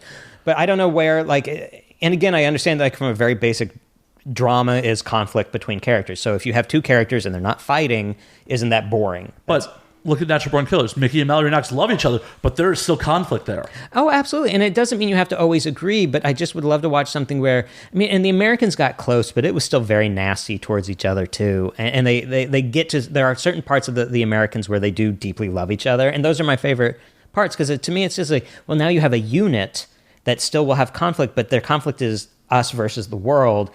And I wanted to see something where it's like, I'm only doing this because I love you, and that's why I'm about to do something totally... Again, I love Mara and Shane from The Shield, where that is kind of how they go out, is like this deep, crazy love that causes them to do really stupid shit, and I love that. Yeah. There needs to be more stories like that. You know, people do crazy shit in the name of love. Yeah. And they don't necessarily always love an angel. No, yeah. And I never want to like do like a Pollyanna version of love, but there is such a thing as like deep abiding love that like people get between each other that is real, and I feel like that's almost not accepted nowadays. Again, it's like all these tropes. I can always find a way to pivot a conversation back to this subject because it obsesses me right now. But it's, you know, Hollywood's a hard place to make a living in, and you kind of like, again, I'm perfectly successful, I suppose, but like you always have your eye on that guy who's doing a little bit better, and you're like, what is he doing that I'm not doing? Well, and there's nothing wrong with that as long as you're like, hey, I need to do that too. Right, and that's why I try to be very honest when I do have envy for somebody's career and it clouds my judgment. I say, don't listen to me about Ozark. Find somebody who doesn't have a chip on their shoulder about it and talk to them about it, you know. Don't worry, I'll happily shit on it. Here's the other thing, we talked a little bit about this off camera, but I will tell you that, like, without getting into the nitty-gritty of like Aziz Ansari or anything like that, I will tell you a simple one-step plan to get rid of every sexual assaulter in Hollywood without having to investigate and individually prove all of them. And it's really simple, and it would 100% work, is if we just got rid of everybody in Hollywood who openly doesn't treat people like human beings overnight. What I mean by that is everybody who's been busted so far, whether or not you knew they were a sexual assaulter, and I'm not talking about what like the general public knows, but I'm talking about like what industry people know. If you did not know they were a sexual assaulter, you knew that they were well known in the industry for being a fucking asshole. And there's a lot of fucking assholes in Hollywood, and they're not all sexual assaulters. It's one of those like square rectangle situations, you know, not all squares are rectangles, not all rectangles are squares. Not all fucking assholes are rapists, but all rapists, I do believe this, and tell me if I'm wrong, all rapists of this type are openly assholes, because I don't think they have it in them to not be. I agree. Hell, rude to a waiter? I don't want to support your shit. That's what I'm saying. I'm saying if you got rid of everybody who would ever yell at a PA in a rude and demeaning way, if you got rid of anybody who liked to be fucking shitty to their writers, if you got rid of every actor who yelled, again, like, okay, here's a story about Dustin Hoffman, who I don't know what his, like, I know he's been accused of some things. When Dustin Hoffman was doing Kramer versus Kramer, and they were doing a scene where the little kid needed to cry, he took that little kid aside and he said, you see how everybody on set's being really nice to you like they're your friend? They're not your friend. This is a job. And as soon as the movie is done, none of these people are ever going to talk to you again. And he just did that to this little kid because he thought the little kid probably couldn't cry on his own. So my point is that that's what a fucking asshole does. And if you fired everybody who did shit like that, there wouldn't, because none of these guys can keep it under wraps. Like if you're an asshole, it bleeds out, and we all know who they are. Right? I mean, you said you've been in the music industry, you've been in the porn industry, which I assume are like Hollywood in that respect, right? Yeah, there are definitely some assholes out there, and you definitely know who they are. You know who they are because it's like any other job. It's just that we do all know each other, and when you're on set, you know, you're sitting in Video Village waiting for them to set up the next shot, everybody talks. And what you talk about, you don't, I mean, maybe it's changed now, but like you don't talk about who's raping people because that doesn't always get out. But you do talk about who screamed at a PA for bringing the wrong cup to a scene, you know, and you also talk about who are the really nice people, like, you know, much shorter conversation. But, well, that's just the human mind to remember trauma. Yeah, no, that's true. But, you know, whenever you do hear that, like, oh, that Robin Williams was like a genuinely kind human being, or that like, Mark Harmon. Is that the guy from NCIS? Yeah. Yeah. Apparently, super nice guy. You have that conversation and but you hear a lot more things about like how, writer X or writer Y are real fucking scumbags. And then occasionally you hear, oh, and he won't leave the PA alone. And you hear about it. And that's what, whenever anybody in the industry who was like connected to somebody goes, oh, well, we didn't know about this. I'm always like, you are lying because I knew about it and I don't work with them. So explain that to me. Definitely. It's just how it is. But everyone's afraid that they're going to get blackballed if they say something. Oh, absolutely. And that's why this is all happening in one big wave, is that it feels like it's like free day. It's like, oh, I can do this now and won't get blackballed. I think that door's closing very quickly. Well, and that's because there's people on two sides of the fence with the Aziz story.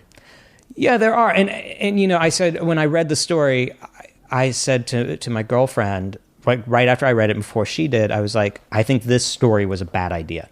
I happen to think the behavior described in it makes Aziz Ansari sound like a fucking asshole. But the story was done incorrectly, in my opinion. And it also, if a story is going to come out, let a real reporter do it, because those guys, when they do those stories that come out in the New York Times, they're fucking buttoned down, they're fucking airtight, and there's not a lot of wiggle room at the end of them. Right, and that was nothing but wiggle room. Nothing but wiggle room of one woman's description and only one case. They didn't go out and find anybody else. They didn't do the legwork. I can't talk. Sure. Awesome. And I tend to believe her. And again, it gets so blurry of like, I don't think there's anybody in the world calling for Aziz Ansari to go to jail. No, and I believe her too. But everything's in the eyes of the beholder. It was definitely aggressive on his part, but it may not be as aggressive as she presented it or she remembered it. I'm not saying she's lying. I'm saying her recollection may be that he was much more aggressive than he actually was. Hell, he may have been less aggressive than he actually was.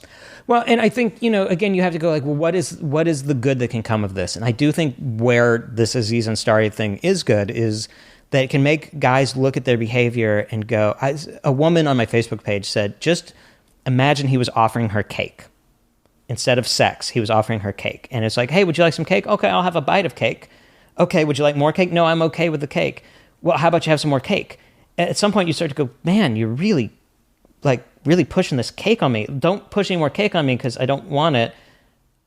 Okay, but you have frosting on your face right now. Like, so do you want, it makes it seem very weird and well, it makes it really weird, but I feel that's a bad analogy because obviously Aziz was putting his own needs ahead of hers and not even considering hers. Right.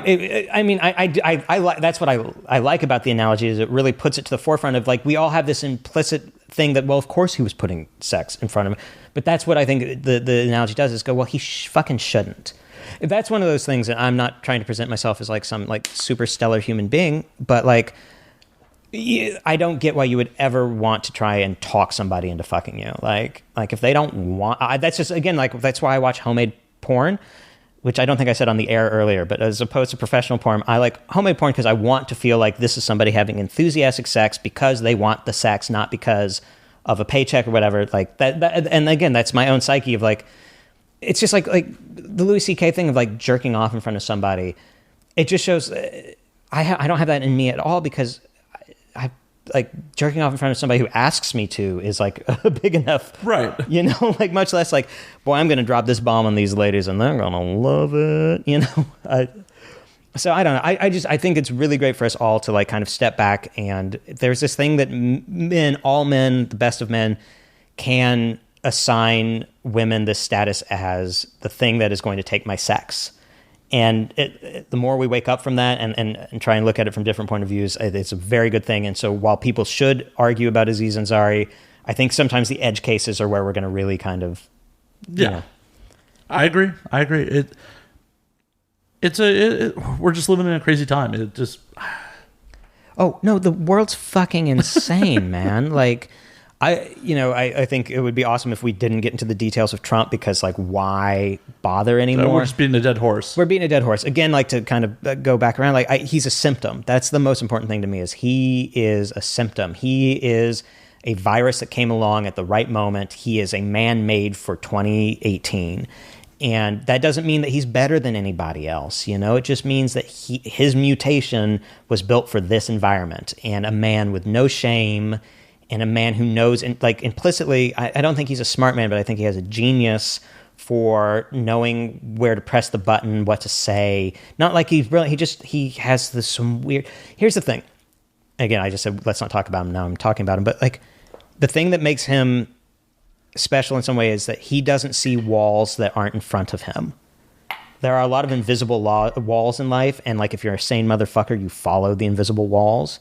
He doesn't have those invisible walls. Right. You don't just walk to the front of the line in front of a group of people. Exactly. And he just doesn't have that. And he goes, well, is somebody going to stop me? Well, then I can. If no one's going to stop me, then I can do it. And that's like... The problem is he's getting upset that when people are trying to stop him. Oh, yeah, no, because he's fucking insane. But again, it's an insanity that like there were all these things that people would go, well, you can't do that and win. You can't insult a Gold Star family and become president. Well, it turns out you can. Yep. Well, when you run against another very repugnant candidate. Sure. And you could talk about that all day long. And again, he's just a man for this moment, because as unpopular as she is and the problems I have with her, like she would have beaten Jeb Bush. I'm very sure. Definitely. On the other hand, I think there's a lot of people on the Democratic side who would have beat Donald Trump. They were uniquely weird candidates. With I feel like you would have beat Donald Trump. I don't know, but like, I'm not convinced of their abilities to beat him next time. I'm really not.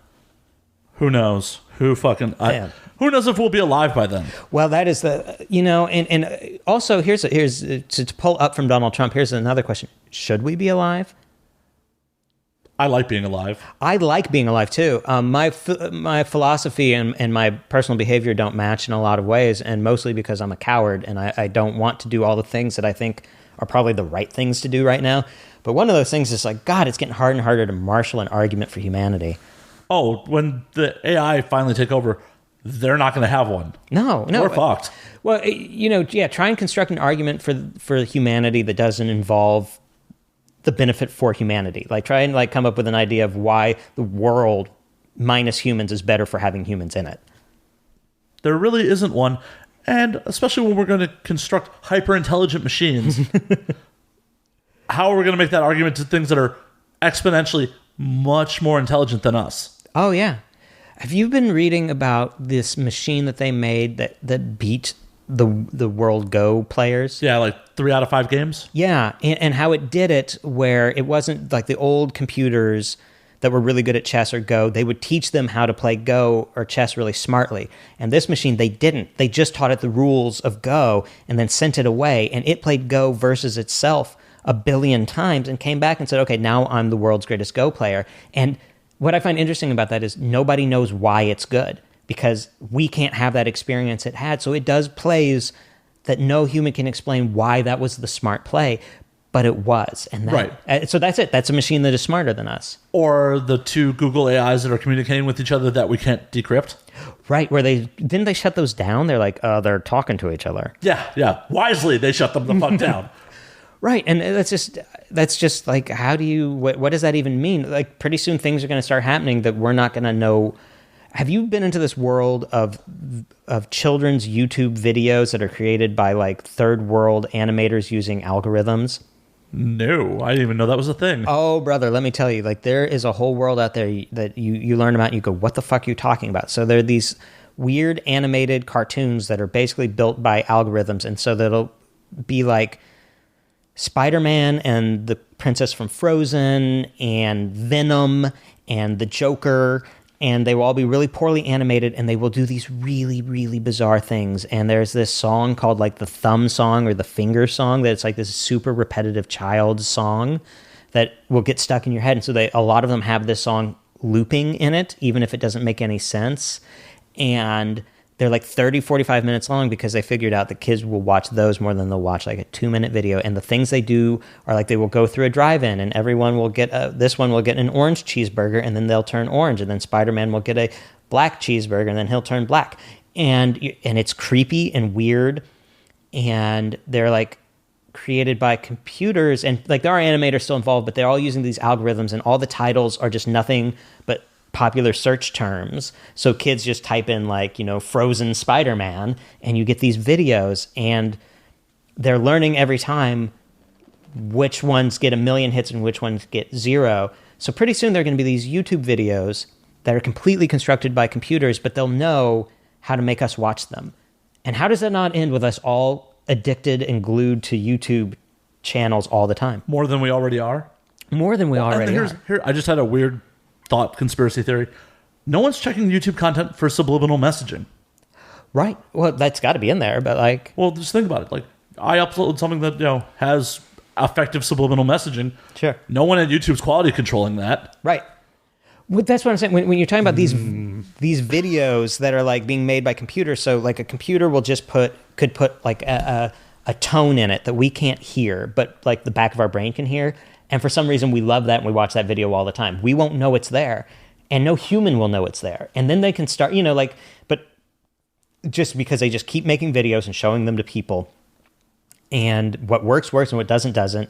It's just like this computer that goes off and plays Go. There are these computers constructing viral videos to be more and more viral until like we hit some weird David Foster Wallace, we all die while watching this video. Yeah, until the right tone plays that makes all our heads go pop. Right, but in a pleasurable way where it's just like, no, if I hit replay, I'll watch it again and I will feel better. Right, and I don't need food. I need to watch the video. Well, do you know, so I read this article about Doritos the other day. I love a good nacho cheese Dorito, and I learned that I love it because it was built in a lab for me to love. And they're like, it was like 3 or 4. There are 3 or 4 distinct flavor stages of a Dorito when you eat it. And this article spelled out, first you taste this, and then you taste that, and then the final taste you taste is essentially what they call a negative flavor, which is not a bad flavor, but it's this flavor that makes you want to eat another Dorito, and it's a specific like thing. It's like a hole that you have to fill with another Dorito. Right. It's like how a catchy song in a lot of times is something that's syncopated and has something that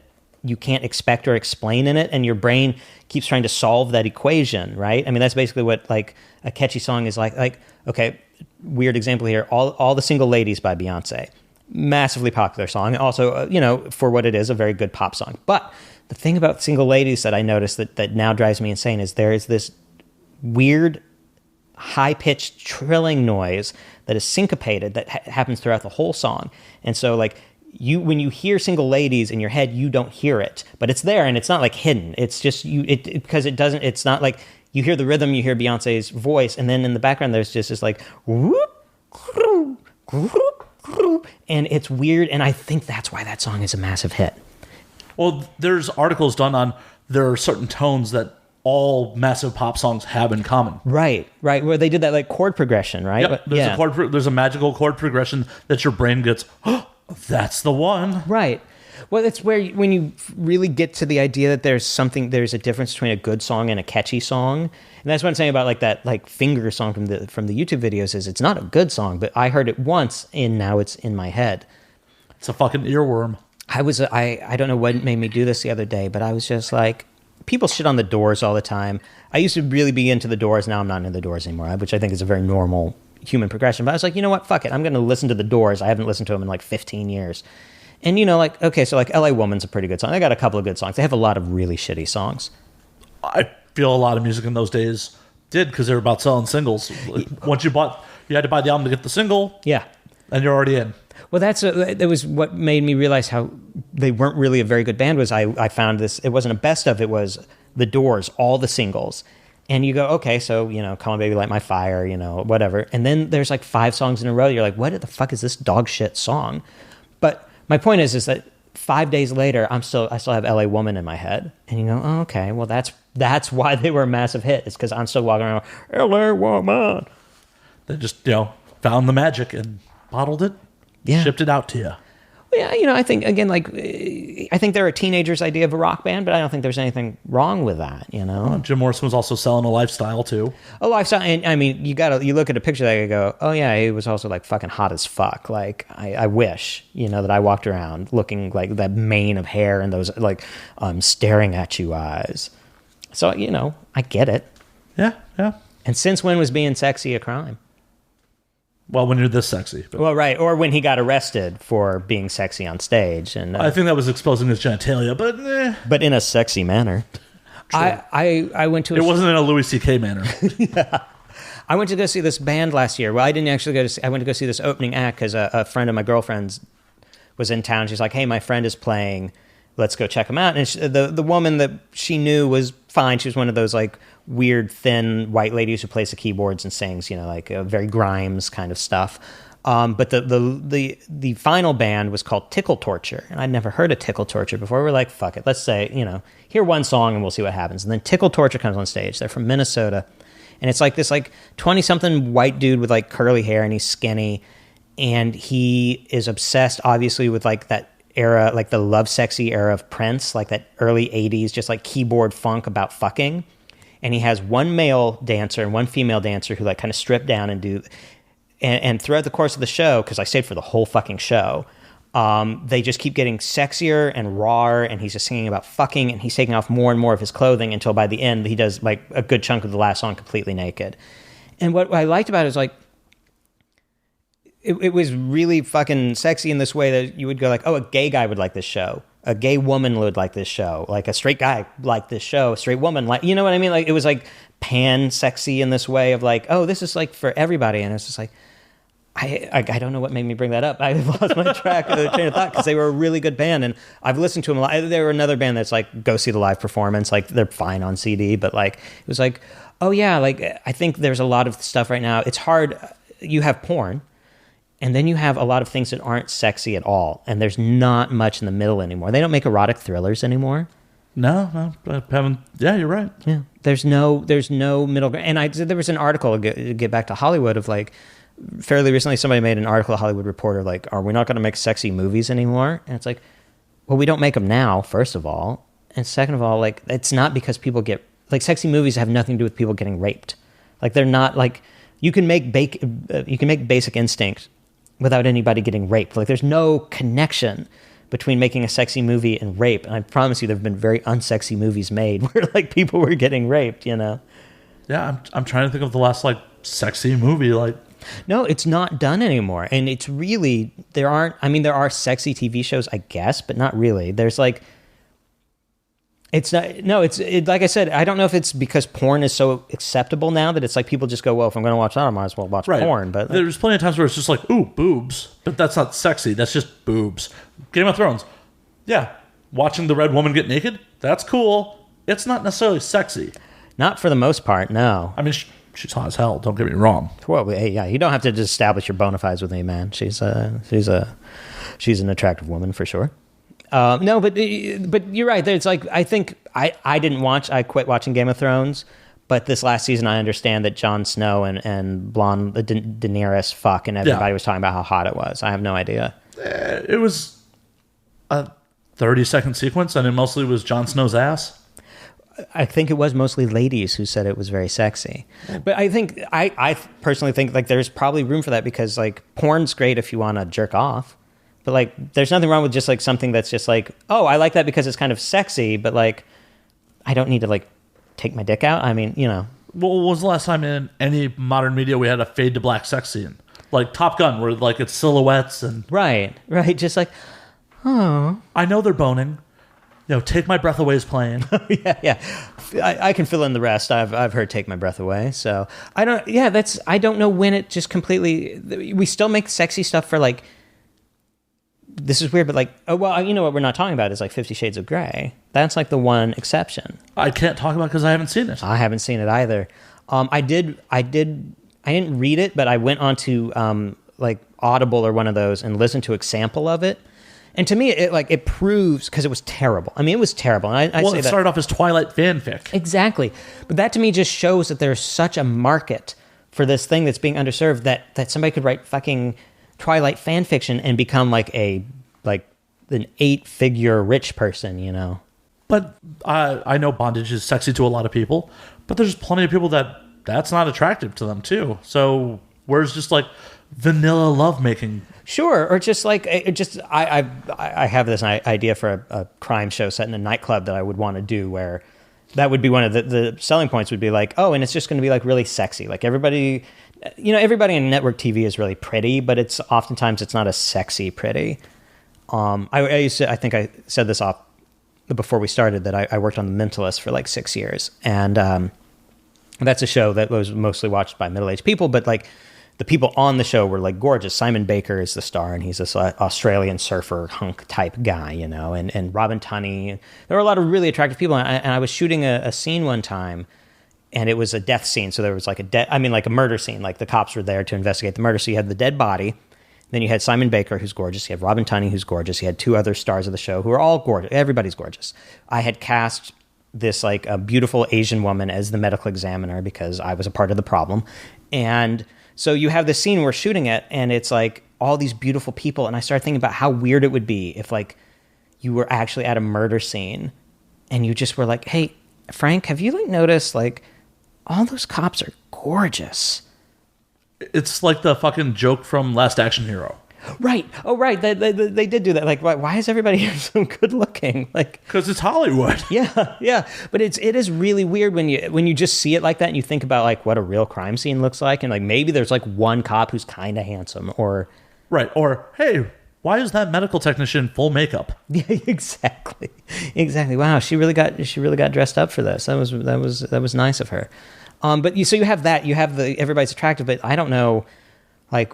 Yeah, movies I don't think try at all to be sexy anymore. No, I can't think of the last movie I saw where like... Yeah, I can't think of one. Well, I did watch Basic Instinct fairly recently, and you know what? It's a good movie. And you can tell it's a good movie if you've ever seen any of the movies who came after Basic Instinct. Like Sliver? Like Sliver or Jade, or, you know, the ones that were just called like Infernal Attraction or whatever, you know. Right. Conquest of Desires, or that one with Bruce Willis where he's the psychiatrist. Did you ever see that one? Like Color of Night, I think it was called. Yep. Yeah, a terrible film. So I mean, I get that, but you had all those great ones before. You had like Body Heat. Like Body Heat's a great movie, and nobody's trying to do that at all right now. I don't think. I don't know why. Let's bring back softcore. That's what I'm saying. Like, what is Skinamax playing at night? I don't know. Is Skinamax still a thing? I don't know. They do that one. Is it Cinemax or HBO that does the show set in the legal brothel? I think it's HBO. That one's gross. Like, that is like one of the best arguments against the legalization of sex work that I can... And I totally support like legalized sex work, obviously. But like you watch it and you go like, oh, it's legal, but that guy's still like a gross pimp. Like the grossest. Dennis Hoff? Is that the guy's name? I don't know. Yeah, he owns a bunch of the ranches. Yeah, just like, you know, I don't know. It's like, why does he need to be there? Like, I would love to watch one about a women's collective, like where they just band together and like. Well, that's the problem with it only being available in one state, in rural areas, right? And and there must be some reason why. I don't know what he does all day, because I don't think that doesn't seem like a hard job, frankly. Well, he is managing multiple properties and a lot of employees. Mm-hmm. So, I mean, I've had actually one of his employees on air before. Oh, really? So Richard Hunter, who is the co-host of Phone Booth Fighting, who was on a few episodes ago, his day job is working at one of Dennis Hoff's brothels. Oh, interesting. He is actually one of his heads of media. Oh, well, and he might have a completely different view of the guy than I do. I'm just going with the view that I get off of that TV show, which is like cheesy, you know? Well, Richard told an interesting story. So Lamar Odom overdosed. Oh, right. In the brothel that Richard works at. And Richard actually saved his life. Oh, wow. Richard told that story on air and said on air that he wouldn't have made a big deal about it, but Dennis Hoff was all about publicity. And it got thrust into the media spotlight because of Dennis. Oh, wow. So he made the choice of like, this is great advertising for my business that a celebrity almost died here. Yep. What did he OD on? Boner pills. Word? Like gas station boner pills and shit. What's in those? That's the problem. Right? You don't really know.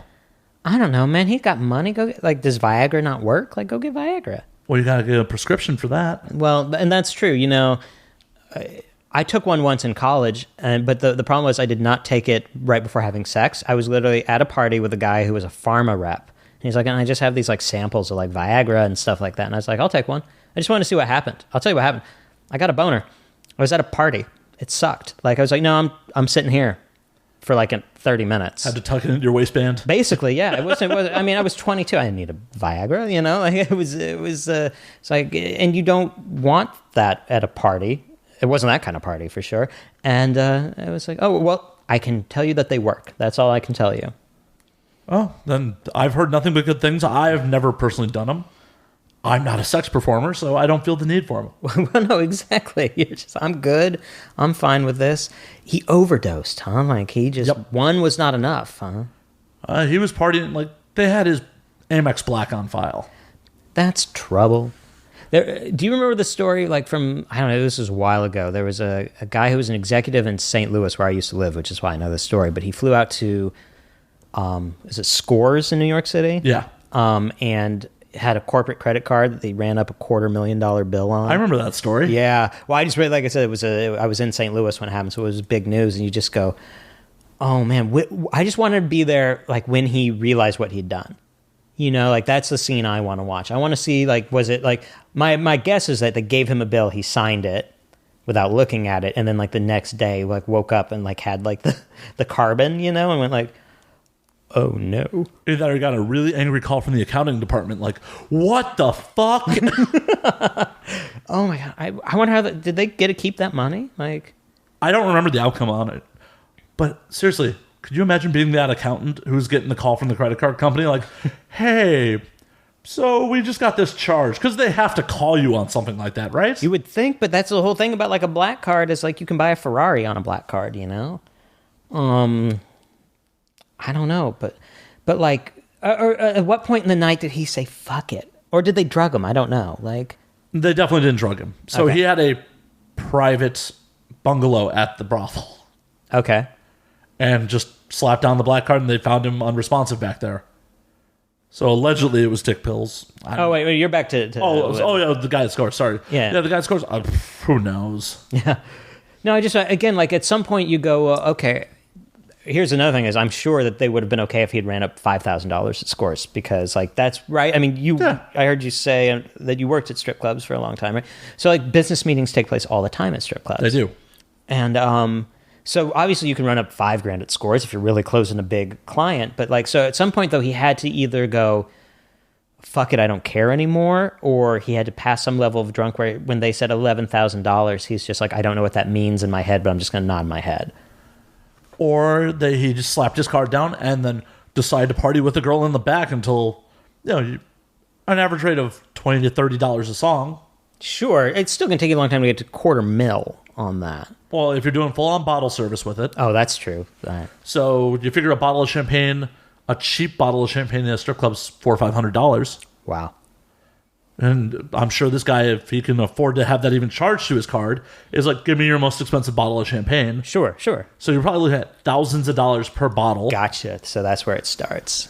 Right. And I don't know how many people were with him. So he could have been like Oprah with dances. You get a dance. You get a dance. You get a dance. Everybody gets a dance. I guess so. I guess you could really rack it up. I read a quote one time, not from a strip club operator, but just from a nightclub operator, which makes it more interesting.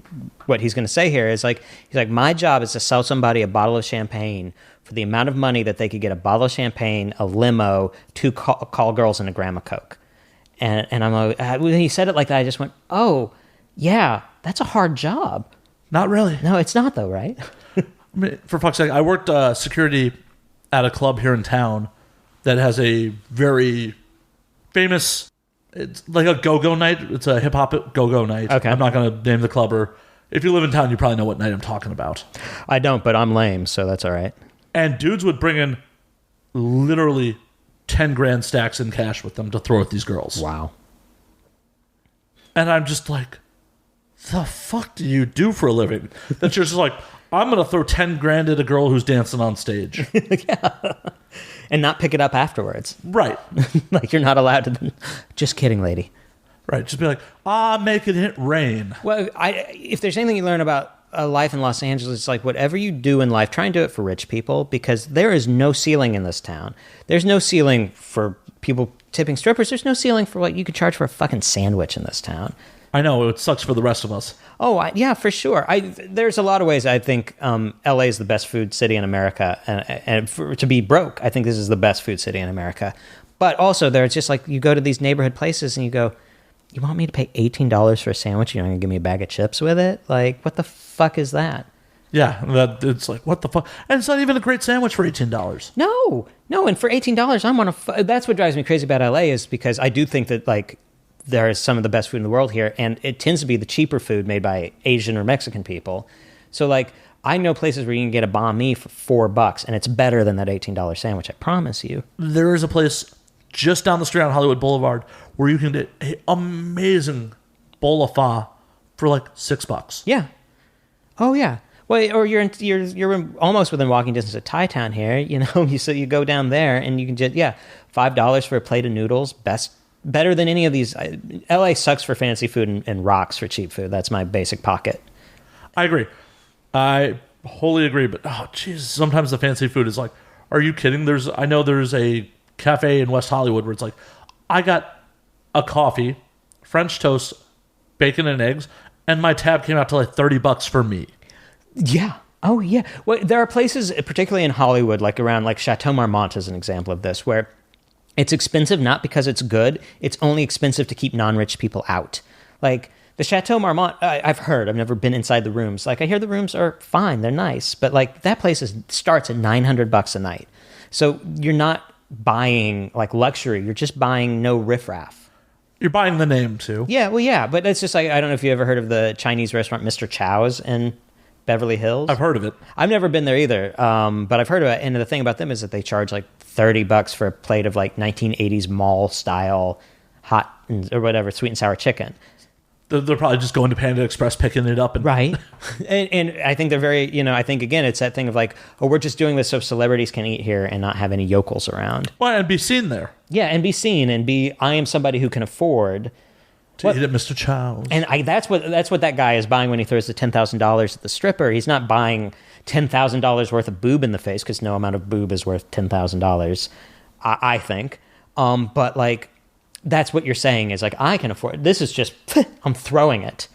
She can pick it up if she wants it. I'm not even going to tuck it into her waistband, I hope I never get that rich. Oh God, no, man. They do studies where they say like, there's an amount of money that makes your life better. And like I don't think this would work for LA, but like in the middle of the country, it's like 70 grand a year. If you make 70 grand a year and you live in Springfield, Missouri, that's money makes your life better. You get a nice home, not too nice, but a nice home that doesn't suck. You can afford when you need a new couch, you get a new couch. And if you get sick, you can go to a doctor. And above that line, money doesn't make you happier. And they've proven it, Oh, I know firsthand. Before I moved to LA, I was a full-time road warrior making, not insane money, but I was making almost six figures, but I had no expenses. I lived out of hotels on the company dime. Oh, nice. I had a $60 a day company per diem. So like I didn't pay for food. Literally my only expenses a month were my cell phone bill and my storage unit. Wow. And I traveled like a madman. And I eventually had to get off the road because it was fucking isolating. Because if you don't have peers and a social group to do that shit with, cool, I can afford to fly to Australia on a whim. I did. I had a great time in Australia. You know what would have been more fun? Spending it with a bunch of friends. Yeah, for real. Oh, yeah. No, I did, like I said, I worked on The Mentalist for 6 years, which was like a very successful network TV show. So there was a period of time where I made a lot of money. And like I said, like I went from being pretty broke to making money, and that part was awesome. And then I went from making pretty good money to making very good money. So what? Like, I did get to go to a lot of UFC shows. That was like the one thing that I did spend like a stupid amount of money on that I would spend a stupid amount of money on again if I have another network job. But, so you start buying jeans. Talk about something that doesn't have a ceiling. Jeans, man. You buy a pair of jeans for $20. You buy a pair of jeans for $200. You can buy a pair of jeans for $600. Like, there's no ceiling. And after a while, jeans only get so good. That's the fact of the matter. There's no, $200 pair of jeans is, you're not getting, so it's hand stitched. Like, does that mean anything? Hell, that might be worse. There's human error in hand stitching. That's true too. And I never got to like the 600 jeans thing because I did maintain some of my humanity. But like, no, I have been to a place where I made more money than I needed. And you either, I think, get a disease where you find a hole in yourself that you think you can fill if you just get a little more money, or you go, oh, I don't need this much money. I should not do this for a living, and I should try and make a living doing something similar with less money and more freedom or whatever it is that you want. That's exactly why I got off the road. Yeah, no, exactly. Like, we live in a workaholic culture, and even more so LA is a workaholic culture that I think is really sick in a lot of ways. Unfortunately, the housing market kind of demands that you have to be. Well, that part is insane. And the only thing that made it better for me is I moved here from New York. And New York is the one way to make LA feel cheap, is to, you know, like you come here from there and you go, God, the apartments are huge and so affordable.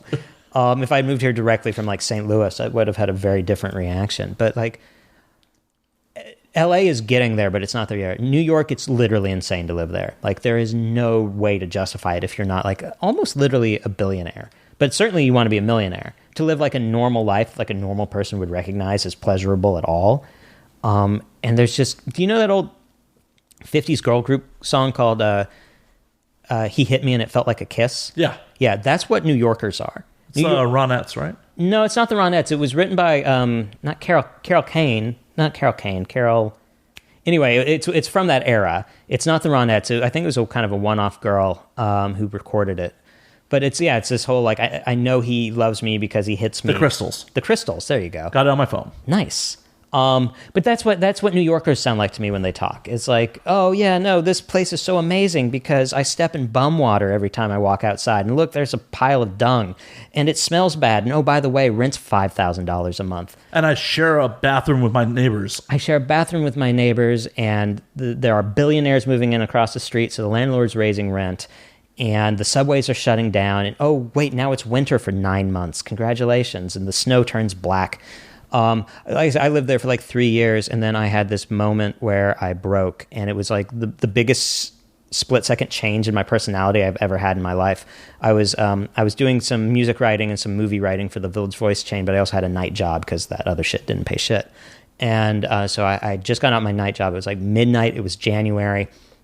I got on a subway station platform, and I don't know if you know New York well, but there's this thing you learn in New York where if a subway car pulls up and half of it is very full and the other half is empty, there's a really good reason why that half of the subway car is empty. But unfortunately, that's where I was standing when the doors opened, was on the empty side. So I got in and instantly, there's that kind of homelessness that you don't so much smell it as taste it, and you become very aware that smelling means that the actual particles of piss and shit are in your body, because that's how you smell, is like the things are in your body now.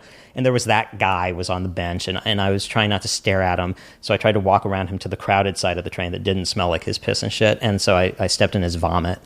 And then I rode back to Brooklyn, and then I was coming out of the subway, and the wind was coming down the staircase in that way that it does in January in New York, where it's just like fucking knives are coming at you. And I thought the gross part of my night was done, but I kind of, as I walked up the steps in Brooklyn Heights, the wall facing the steps was just like fucking shotgunned with a Jackson Pollock of fucking diarrhea. And I came out and I was freezing, and I was already had bum puke on my shoes, and I saw that, and I literally, like, something in me broke like a twig, just snapped, and just like, I don't have to fucking live here anymore. Like, I don't fucking have to live here anymore. And I marched in to my now ex-wife, but not because of this. And I came in and I said, I'm leaving. You can come with me or you can not come with me, but I'm like leaving. That part's not up for debate. Like, fuck this fucking city. And there's so much. It's a great place to visit. The cliche is true. Oh, no, I love visiting there. Love visiting there. Could never live there. New York lies to you when you visit it, because you stay in some part of town. Like, I always stay on the Lower East Side because I like the restaurants around there.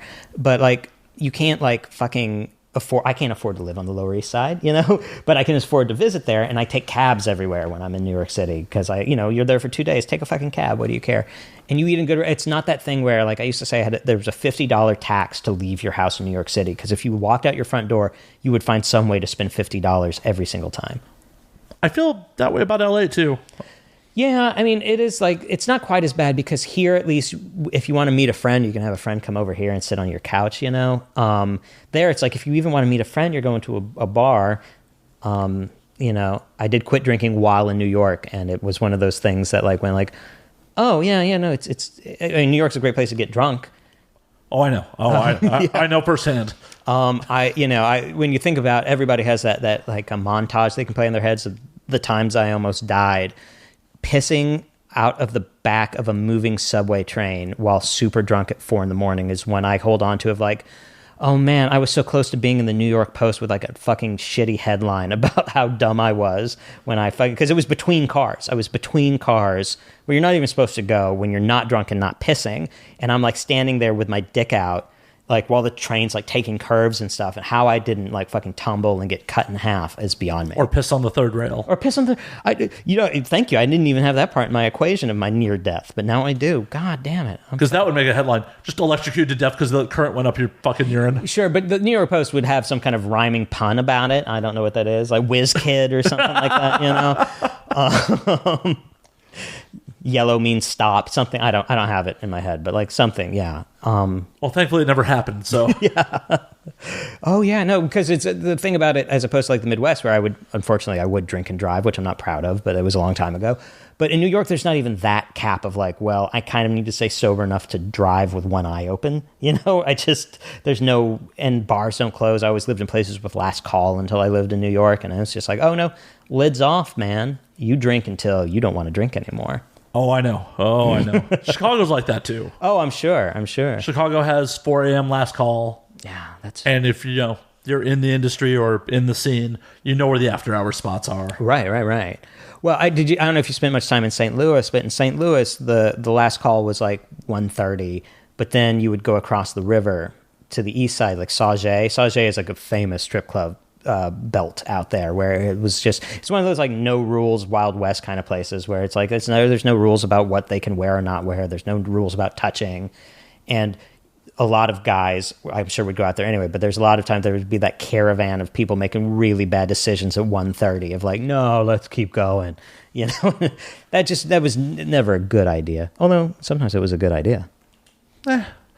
Bad decisions sometimes equal good stories. That's true. I have a lot less stories about my life nowadays, unless you want to hear about me rewatching The Jersey Shore. That's about as close as I get to exciting these days. Wow, Jim Tan laundry. Woohoo. I don't know.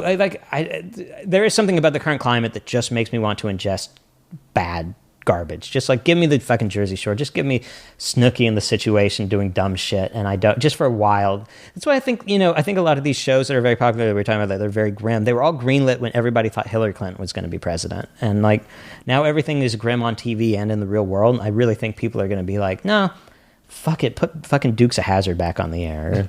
Give Adam Sandler like movies in the theater again. Yeah.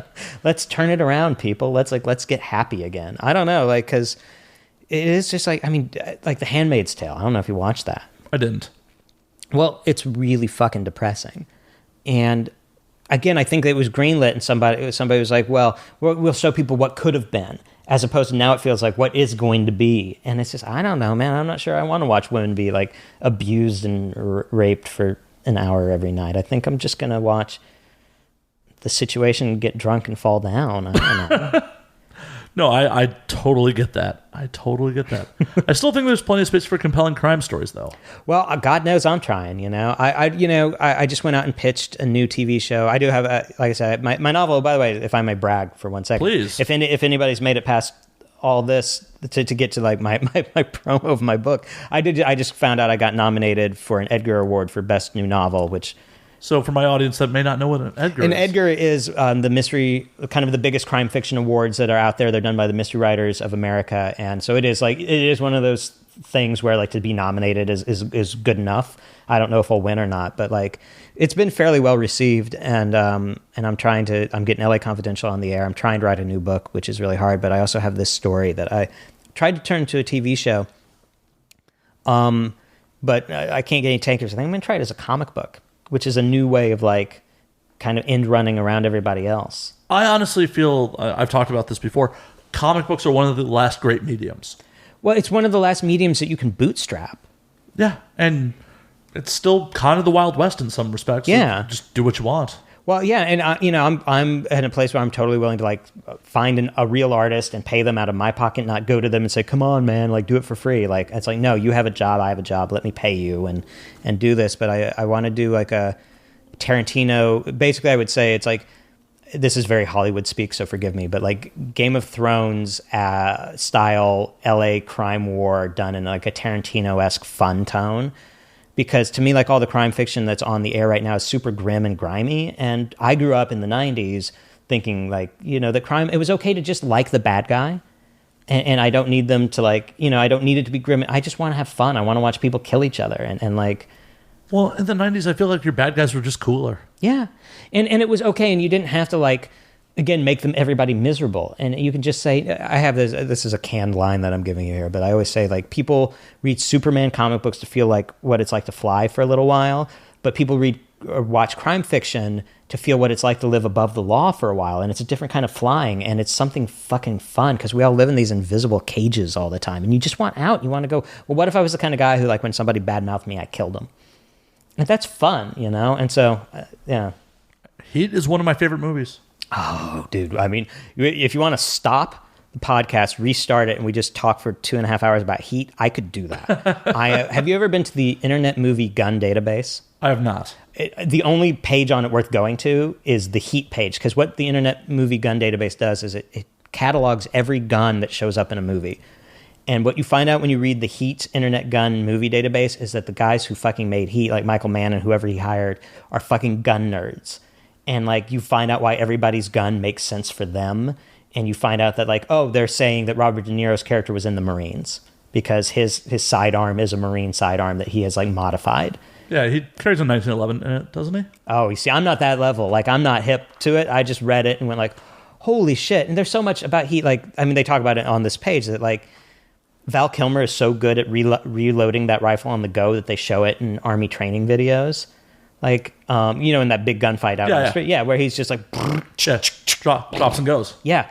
And I want to turn that into a TV show, too. After I'm done with LA Confidential, I have like the kind of swinging dick, I hope, that lets me be able to say things like, now I want to do Heat as a TV show. So what would you do? Like, make it about Neil McCauley before he went to prison, or? I think there's probably, yeah. I mean, it does get tough in that, like, there's a reason why Heat is a movie and not a TV show, is it's the relationship between those two cops. But I also think the thing about Heat is, I think there's a version of Heat that was an hour shorter that might actually be pretty good. And there's a version of Heat that is 12 hours long that I would love to watch. And what I think I would want to do is do one whole season that was basically Heat if you chased down every single character and told all of their stories. Like Waingro is a fascinating character.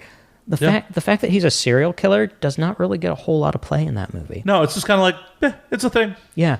But like, I love, like, this is something I've written about and like, it's in my book, is I love like Waingro goes to a bar that is clearly like a criminal bar, and he sits down and he says like, I'm a cowboy, anything heavy. And like, and the guy behind the bar is like, where'd you serve time? And it's just like, what's that bar? I want to hang out in that bar. I want to do an hour in that bar. And like, hell, that bar could be a central character in your TV show. That's what I'm saying. You could definitely do a show where every episode takes place in that bar, and it's a different character every week.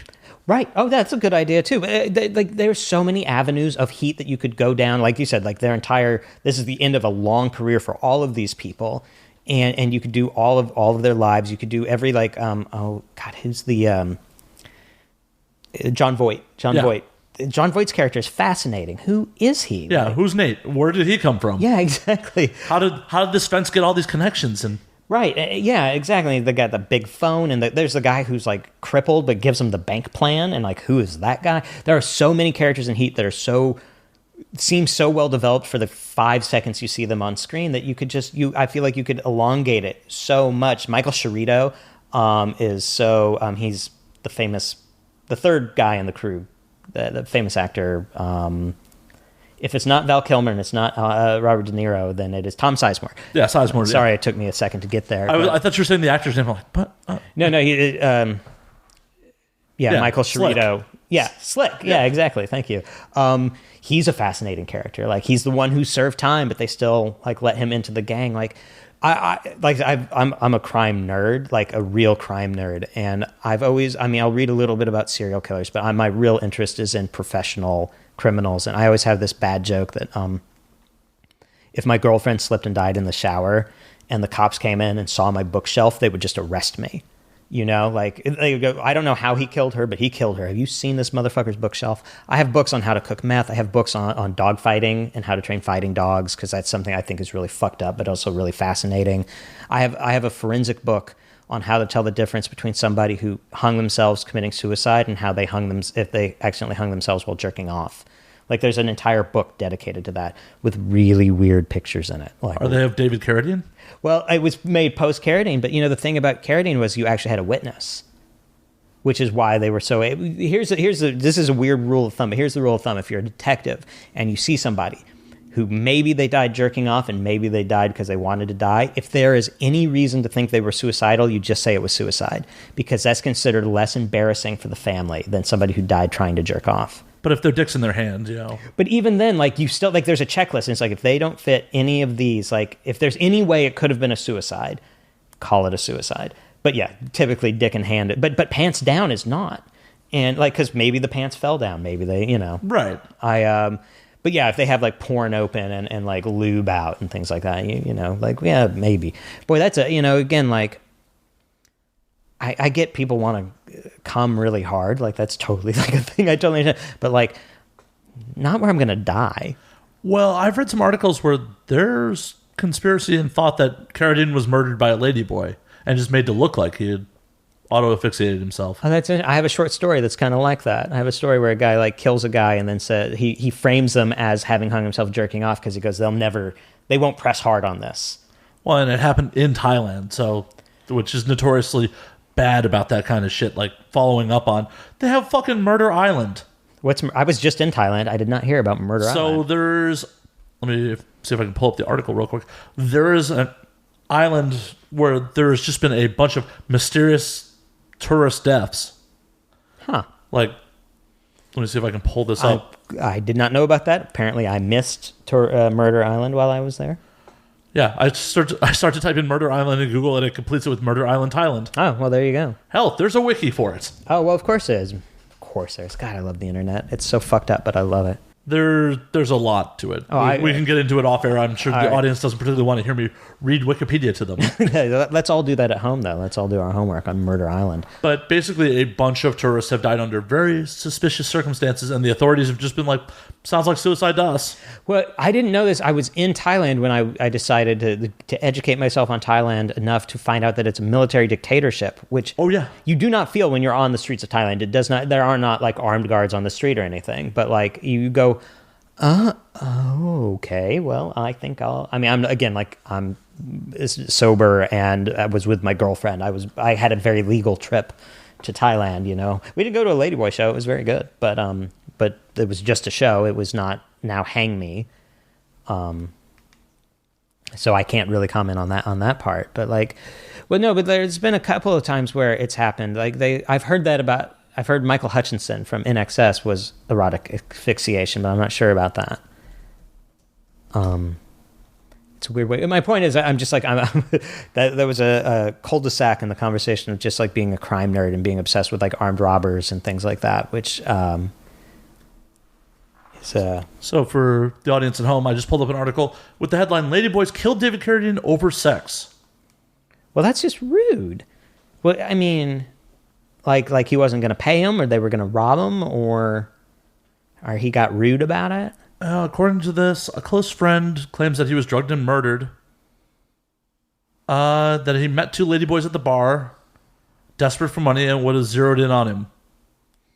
And his friend is convinced that the hookers drugged Carradine, hung him, and sent him out with stage to look to be a suicide. I mean, I guess it's possible, but again, like I think there's like literally no other death you can conceive of. Like this could just be a friend trying desperately to believe that his friend didn't die jerking off. I know I read in another article, and this article may contain that information, that there was like a footprint on the bed that wasn't Carradine's. Oh, well, but I thought there was like a ladyboy present. I thought that wasn't up for dispute. I thought that like he was having weird sex with somebody that was not properly like trained in doing this, and it just got out of hand. True. I don't know. I have to delve into it a little deeper, see if they found drugs in his system, because his friends claiming he was drugged. Well, sure, but again, you find drugs in the system, and well, it depends on the drug. Well, it depends on the drug, but God, people will abuse anything anymore. They're fucking abusing Tide Pods. That's one of the things I know that I'm old. Have you heard about this Tide Pod thing? Oh, I'm angry about it. Tide announced in the last couple of days they are pulling Tide Pods from the shelf February 1st. Because why do people eat them? Because they want to thin the herd for us? I guess, but like, I get that they're like brightly colored, but like they can't taste good. Why are you... I don't get it. I'm not totally convinced that this isn't a huge prank, but I don't know. Well, it may have started as a huge prank, and then other idiots emulated it. Idiots ruin it for everybody. Did you hear about the couple where the pregnant girlfriend murdered her baby's daddy, shooting him in the heart with a Desert Eagle through a Bible because they were convinced the Bible would stop it? Yeah, for YouTube, right? Yep, for YouTube. Yeah, I did hear about that, and you just go, I don't know, guys, did you don't do that. Yeah, don't do that. Well, I guess they tested it and it worked. The slight problem is, even if it previously stopped a bullet, bullets are weird like that. Well, bullets are weird like that. Physics is weird like that. It was something about like a book standing alone would fly backwards, and that's why it didn't penetrate. It didn't penetrate, but when he was backstopping it, it didn't fly backwards, and so the bullet went through it. Right, and it's just a bad plan anyways, because unless you're a decent marksman, you may not hit the book. Well, I didn't even think about that part. I remember, like, back in the day, before Jackass was Jackass, there were these things called Big Brother, was the skateboard magazine, yep. And they did those where they just called bullshit, and that's the first time I ever saw Johnny Knoxville, and Johnny Knoxville in that shot himself in the chest with a .22 wearing a bulletproof vest.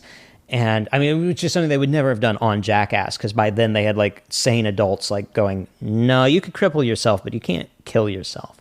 But I remember watching it because the guy holding the camera was like going, I fucking hate this. Like, what are we doing? Like, I don't think we should be doing this. And that guy, by the way, was 100% correct. Johnny Knoxville should not have done that.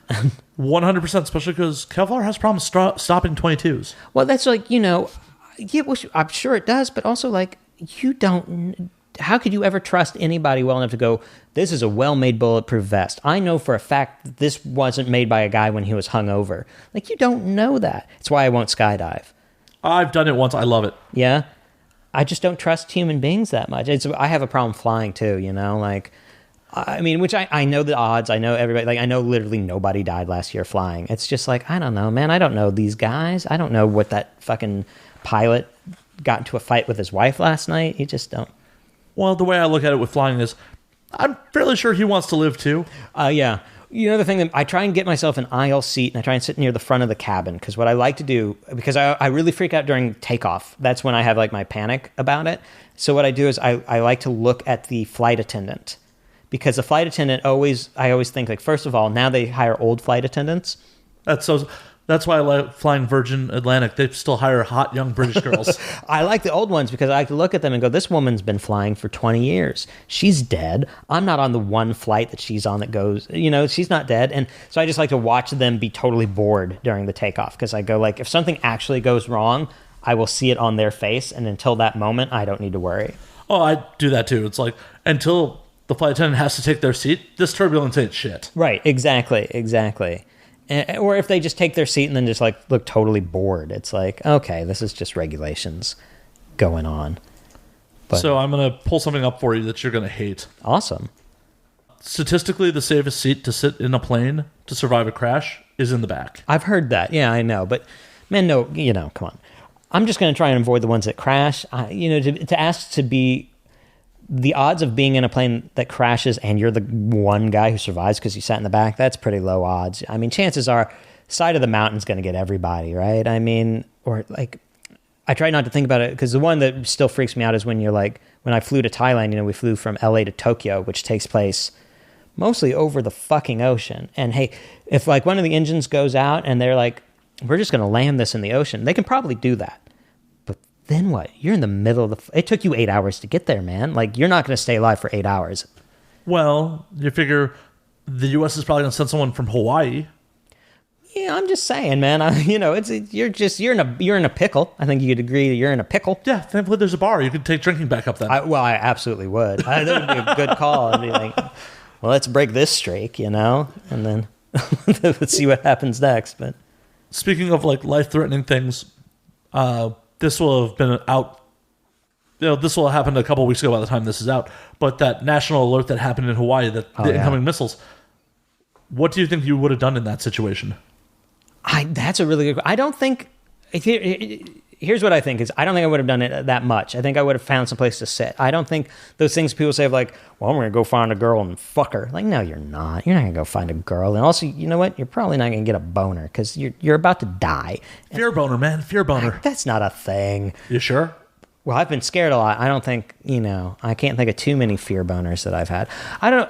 The thing about like the apocalypse that I think nowadays is when we were young, everybody thought the apocalypse was something that happened on one day and you knew it was happening. And now I think like, no, it's just like everything else. One day the sun turns red and the next day all the birds die. But the day after all the birds die, you still have to go to work. Yeah. And the apocalypse is going to happen really slow. And it could, I hate to be like this, but it could be happening right now because, like, ask a fucking polar bear if the apocalypse is happening or not, This is why I love Children of Men. Oh, yeah, great. Well, that's what I mean. Like, life goes on. Like, yeah, life continues to go on in that movie. It is honestly one of my favorite depictions of post-apocalyptic society that, oh my God, the world is coming to an end and people are still fighting over politics. Yeah, because that's what they're going to do, because that's what we're doing. Like this, I love like the Mad Max movies, but like we're not all going to shave our heads and get blue mohawks and start tattooing ourselves and piercing our nipples and shit, unless that's what you do already.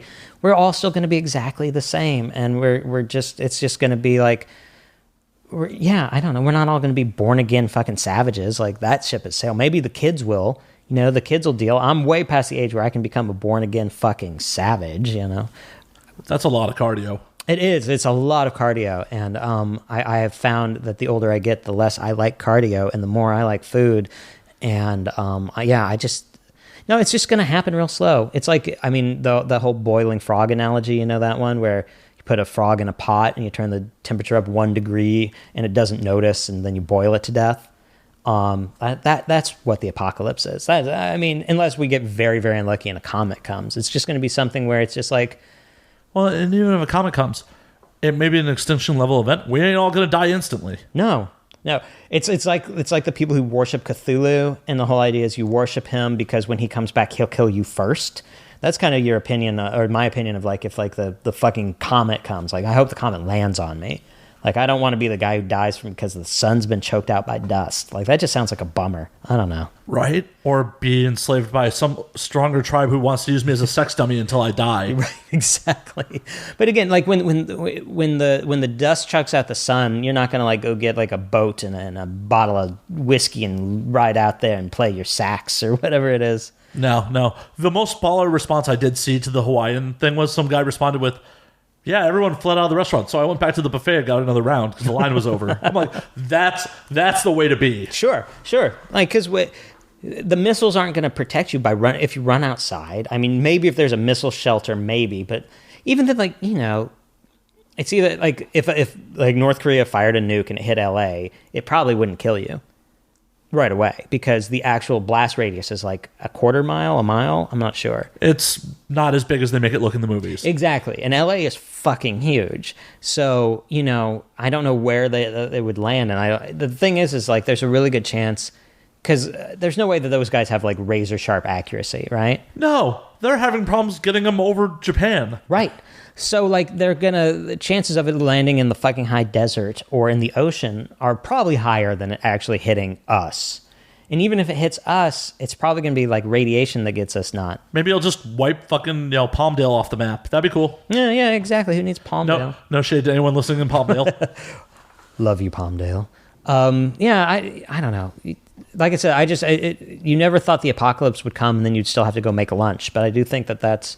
whatever apocalypse we may experience will be one where you still have to get up and fucking go to work until like the very end. And then all of a sudden you go, shit, why did I keep going to work? Like I knew this was the apocalypse. Right? Fuck.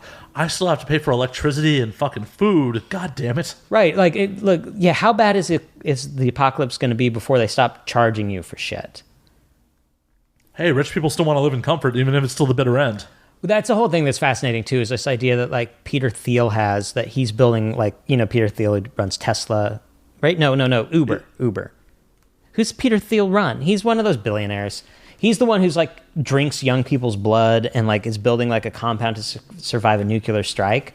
Like, he thinks anybody's going to respect billionaires in the fucking post-apocalyptic future. No, because the rules are off at that point. Right. Once the rules are off, he's not an Ubermensch. He thinks he is, but he's not. and he just happens to be somebody who's suited for the particular rules, a particular game he's playing. But that game is not humanity. It's just this one rule of like hyper late stage capitalism. And once that game's over and a new game starts, he's fucking dead. Yeah, like when the valuables become canned food, not paper. And bullets. Yeah. Which he probably is not buying in nearly enough quantity as he should. Right, he's probably paying people who have, but you have nothing to pay them with anymore. That's the thing. That's the funniest part is he thinks that people are going to continue to work for him in the apocalypse when he's paying them what? No, they're going to, that's when Throg takes over and, or whatever you name like a... Right. It's like, oh, I built this super secure compound. Cool. We're just taking it from you now. Yeah. Thanks. You can either leave or we kill you because we're not cannibals yet, you know, so your call, you can leave or we kill you, but like, or you can become, the sex puppet or, you know, in his case, probably just time to pick up a mop, sir. Like, that's bad plan to keep your enemy around that close while you're sleeping.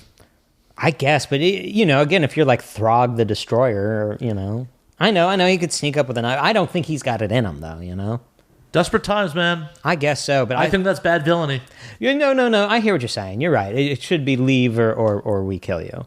Or just we kill you. Yeah. Because why give you the opportunity to warn other people that we took your compound? Yeah, you're better at this than me. See? There you go. You might have thought this through a little more than I. But I plan on being somebody who dies in the first wave. Like, I just made them up. My knees are going. You know, I am not going to make it in the new world order.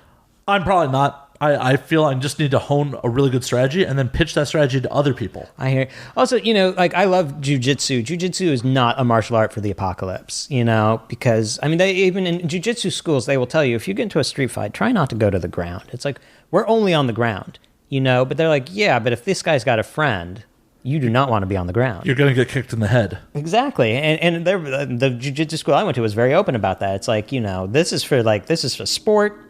There's a lot of situations you can get out of. Don't fucking pull guard in a fight. Like you don't want to pull ground on concrete. There are all sorts of rules that we obey that in a real fight you're not used to not obeying. Oh yeah, if someone tried to get me in a rear naked choke in real life, I'm putting my thumb in their eye. Yeah, no, exactly. And you know, I'm sure that like who's the really tough Gracie? Not Hoist, but not Hinzo, but the really badass guy, the one who was like actually not Hoyler. Yeah, we've named all the other Gracie brothers. Oh my god! But anyway, you couldn't get your thumb in his eye, right? Like he knows that trick, right? Because those guys would actually go out on the beaches of Rio and fight people who were trying to do literally anything and would still be able to do their moves. But I'm not. You know, every time I put somebody in a rear naked choke, they were either letting me because it was practice, or I got really lucky and they're not trying to put their thumb in my eye. You know, right. Like I am in no way, shape, or form ready. And you very well may, choke me unconscious, but you're going to be wearing an eye patch in the apocalypse. Yeah, exactly. No, and that's true for a lot. You know, but again, like, how good is boxing in the apocalypse? Look, get weapons. Like that's the only. Oh yeah, get weapons. And real street fighting, learn small joint manipulation. Yeah, break some fingers and wrist locks. Yeah. I mean, again, when I took jiu-jitsu in the self-defense course, it was all, that one wrist lock where you press it against your body, against the elbow like that. And it's like, nobody can take that. Like, nobody, you know? There's no muscle there that... No, and there's nobody who can withstand that kind of pain. Like, not really. I mean, and if they can, well, hey, have fun getting your ass kicked by that guy because, like, he's going to, Well, at that point, that's when you break it, at least you're going to put him down an arm. Yeah, for sure. But again, like, that's where it all kind of falls apart of, like, or get a knife, in which case, like, fuck that. Like, like, I don't want anything to do with that. But I also don't want to be a guy who trains knife fighting because I think that's kind of goofy. As the old saying goes, when you get in a knife fight, the winner bleeds, the loser gushes. Yeah. Oh, yeah. No, I have a book. Again, I have this really weird book collection. I have one called San Quentin Knife Fighting Techniques, and it just goes like, oh yeah, don't get in a knife fight. Like that's like the first chapter is like, don't get in a knife fight. If you get in a knife fight, you will get cut. Here's the best things you can do, but like don't do it. Like ever. I almost would rather be shot than stabbed. I've had people who are like serious martial artists tell me that. Like I would rather face a guy with a gun than a knife because there's a chance you can get a guy with a gun without getting shot. But like if you attack somebody who has a knife, you will get cut. 100%. And the problem is bullets generally make nice holes that medical facilities are fairly decent at patching up these days. Yeah. Knives make horrible, jagged cuts that are not easy to patch up. Oh, yeah. Well, one thing that's interesting about knife fighting in like the prison context is a lot of homemade knives don't have edges, in which case it really is actually very hard to kill somebody with just a point. Like you can you hear about all the time, someone gets stabbed like 90 times and lives, particularly if they have any kind of access to medical care, because the thing that kills you then is septic shock when your guts bleed into your body, when you dump guts into your system.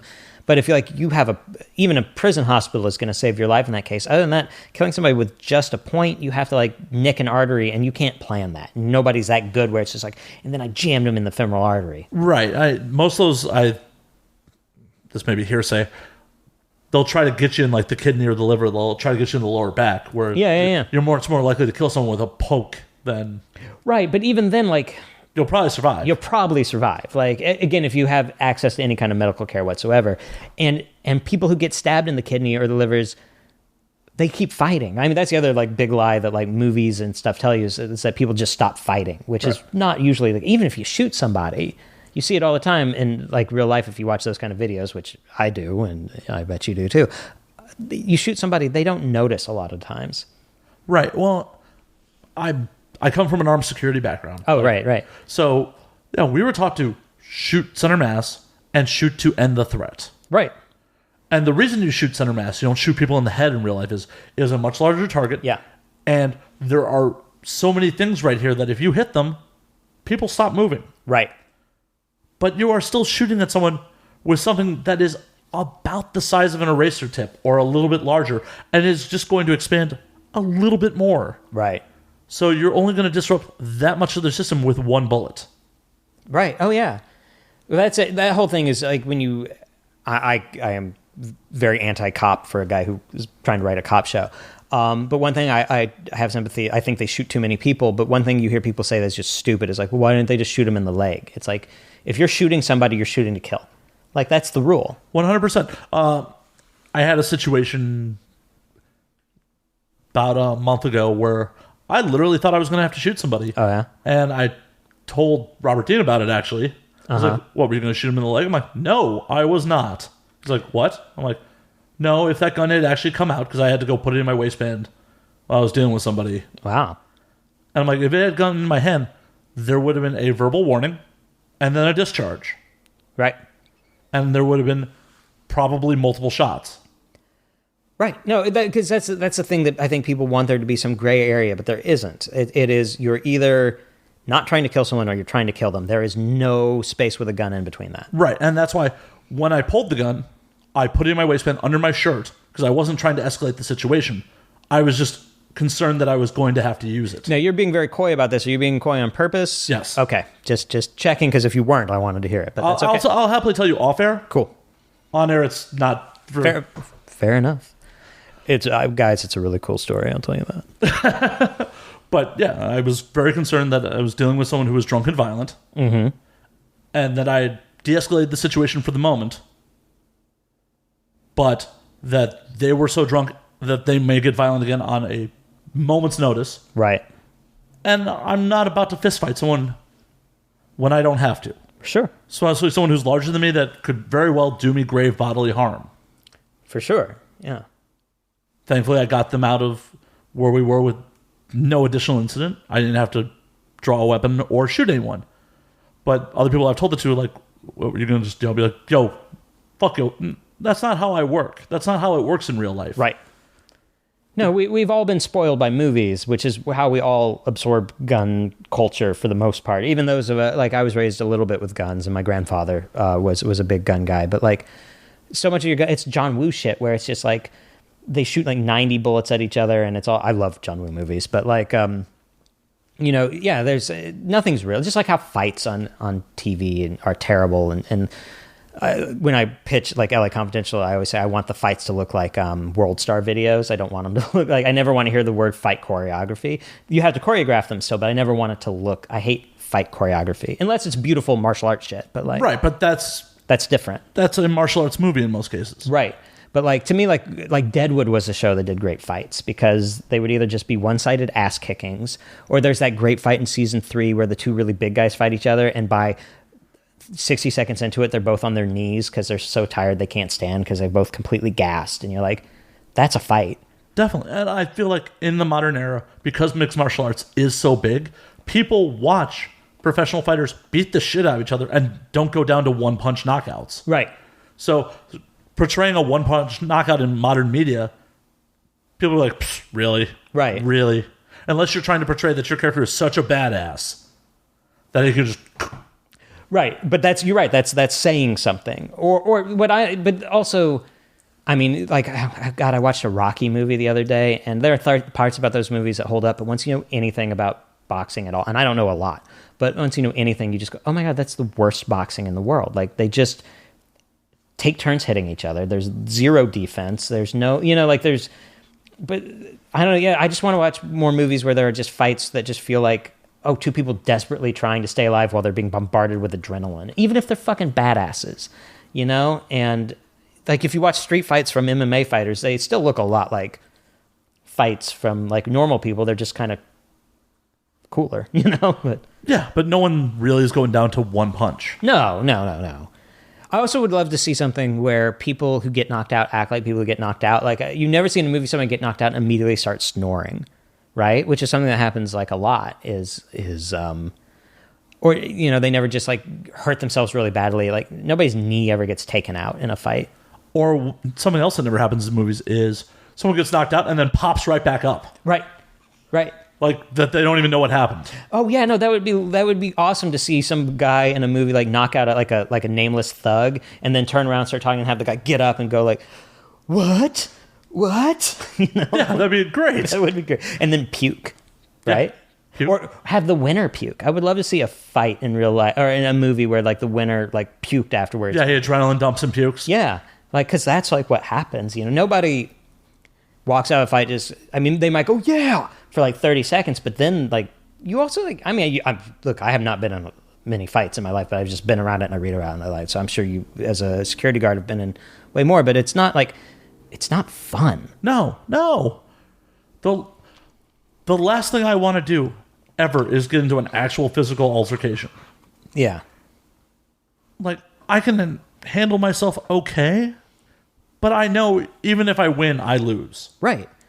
I mean, best case scenario is like you like don't get sued, you don't break your hand, you don't like there's a very few what do they call it in a like Street Fighter when you don't get hit. Yeah, like perfect. Very few flawless victories. That's the word. That's what I was looking for. Flawless victories. No, and I like. Yeah, that's what I really want to try and get on the screen if I get this TV show or any TV show or movie on the air is just like a violence that is still exciting and fun, but like has that air of like of realness and then again like very few people pull perfect they don't get their dukes up right and then throw these very measured jabs in a street fight. Like you just don't see it very often. They throw fucking haymakers. Right. Even like fucking badasses, like you have to have extreme discipline. I mean, you've seen MMA fights. Round 2, some of the best fighters in the world lose all discipline and fight, and you see people I did jiu-jitsu like I said, for a couple of years. I never really got my wind up. The idea of fighting somebody the way these guys do for 25 minutes is so beyond me because rolling in jiu-jitsu for a minute will exhaust me completely. And I have no idea how these guys can do it for 25 minutes. Yeah. 5 minutes in, I'll be like, hey, man, you win. That's cool. Yeah. Well, I heard Chael Sonnen one time said in an interview, he was like, oh, yeah, nobody fights at 100% for 25 minutes. Like, there are always parts, everybody coasts. You just have to pick the right moments and try and figure out when the other guy is coasting too, because you can't grapple full on for 25 minutes. Like, you just can't do it, And, yeah, that's so beyond me. God, I love it. A good fight is the most fun thing you can see live, in my opinion. And, I feel like I'm not name dropping, but I'm like UFC dropping. I was also there the night that Anderson Silva broke his leg.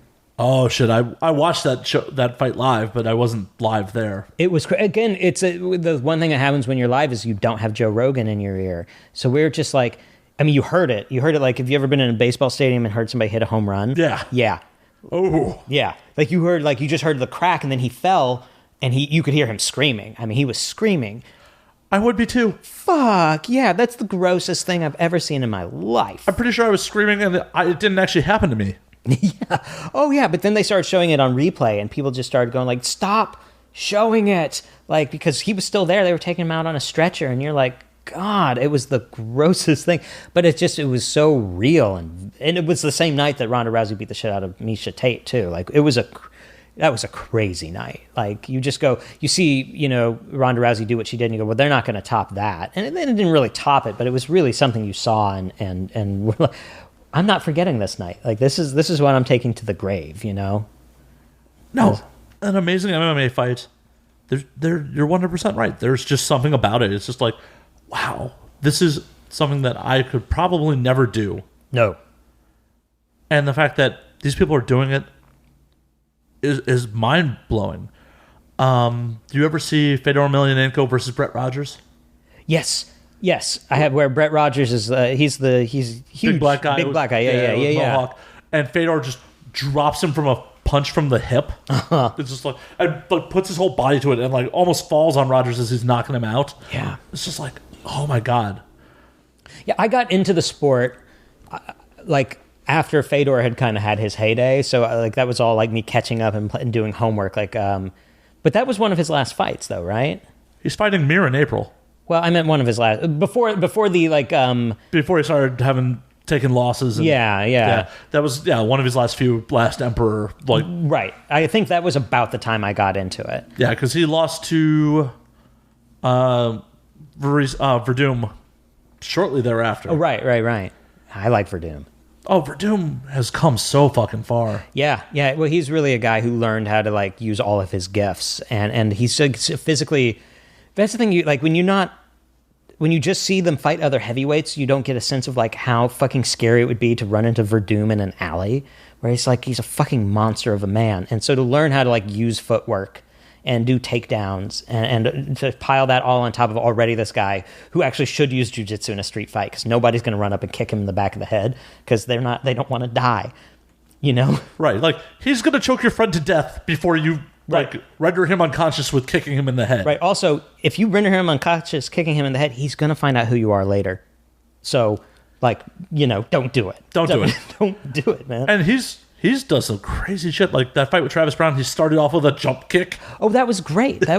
He's just like out of nowhere. It's like, fuck it, I can do this. Yeah. That was a terrible Brazilian accent, but like, yeah. Oh God, it's so, yeah. You can't beat that for just like the visceral excitement, and that's the thing. Like the Diaz brothers know how to manufacture a fight, and there's always a sense of what I like about them and George St. Pierre. Besides the other stuff we were talking about, is like there was always that sense of drama, because you always knew George St. Pierre was terrified, which I always found very endearing. Is like that this guy was terrified, and yet he used that terror to turn himself into like that fucking beast. Where he was doing those, like when he does like the Superman jab to BJ Penn, and that's their second fight. That is like the beginning of the end, where BJ Penn just unravels. Like, that's what I liked about George St. Pierre, is like he would just fucking unravel people. And like he changed careers, and people would go, oh, he didn't finish people. It's like, oh, he finished Josh Koscheck. I don't know if you checked out the rest of Josh Koscheck's career, but he finished. Fucker couldn't fly for 6 months. Yeah, he had to stay out of country because of that orbital break. Yeah, he couldn't fly for 6 months. I think he finished that guy, And that's you see this with like a lot of guys like that who like there is a before and after when you fight those guys. And again, like sometimes it's like, oh, they're not scary anymore because George St. Pierre took them and chewed them up and said, that's how you beat that guy, and then would go on to the next guy, and really never, I still think there's a very strong argument for him as the GOAT, It's definitely up there, and he definitely did a lot of good things to cement his career, coming back and beating Bisman, that he fought a weight heavier. Yeah. He was dominant. And he finished him. Yeah. Well, finished him. He has he avenged every loss. Nobody has a win up on him. Well, yeah, because the only two losses are Matt Serra and Matt Hughes. Yeah, and he beat Serra twice after that. And I'm sorry, no, he beat Hughes twice. Yeah, he beat Hughes twice. And he beat Serra in that way of going like, okay, that last one was a fluke. Like, well, and that's the thing. That's what fucked him against Serra in the first place, was he looked past Serra. Even when they were doing the play-by-play on the fight with Serra, they were talking about who he was going to be fighting next. Yeah. Oh, yeah. And I think that was, and people will say, well, he got boring after that. But again, what he did was he just started like dismantling people after that. And it's just like, well, he was like, oh, yeah, I'm not invincible. Yeah. this chubby New Yorker just knocked me the fuck out. Yeah. And like I said, some of the fights after that were a little boring. I've never wanted to watch the Jake Shields fight a second time. Jake Shields was just so fucking dirty in that fight. And I kind of like him because I tend to like all grapplers, but like that one wasn't that good. The Nick Diaz fight was pretty good. Nick tried to engage him, and George was like, I'm not playing your games. Yeah. No, and that's where you love Nick Diaz when he does this stupid shit. But I love it when it works with the Diaz brothers, and it doesn't always work. And fair enough, I can't blame the other fighter for not playing the game. But like, I want him to play the game. I want him to fucking think that I can't box with this guy. Like, I mean, McGregor wanted out of that fight, that first one. Like, oh yeah, shoot for a sloppy takedown and get choked out. Mm-hmm.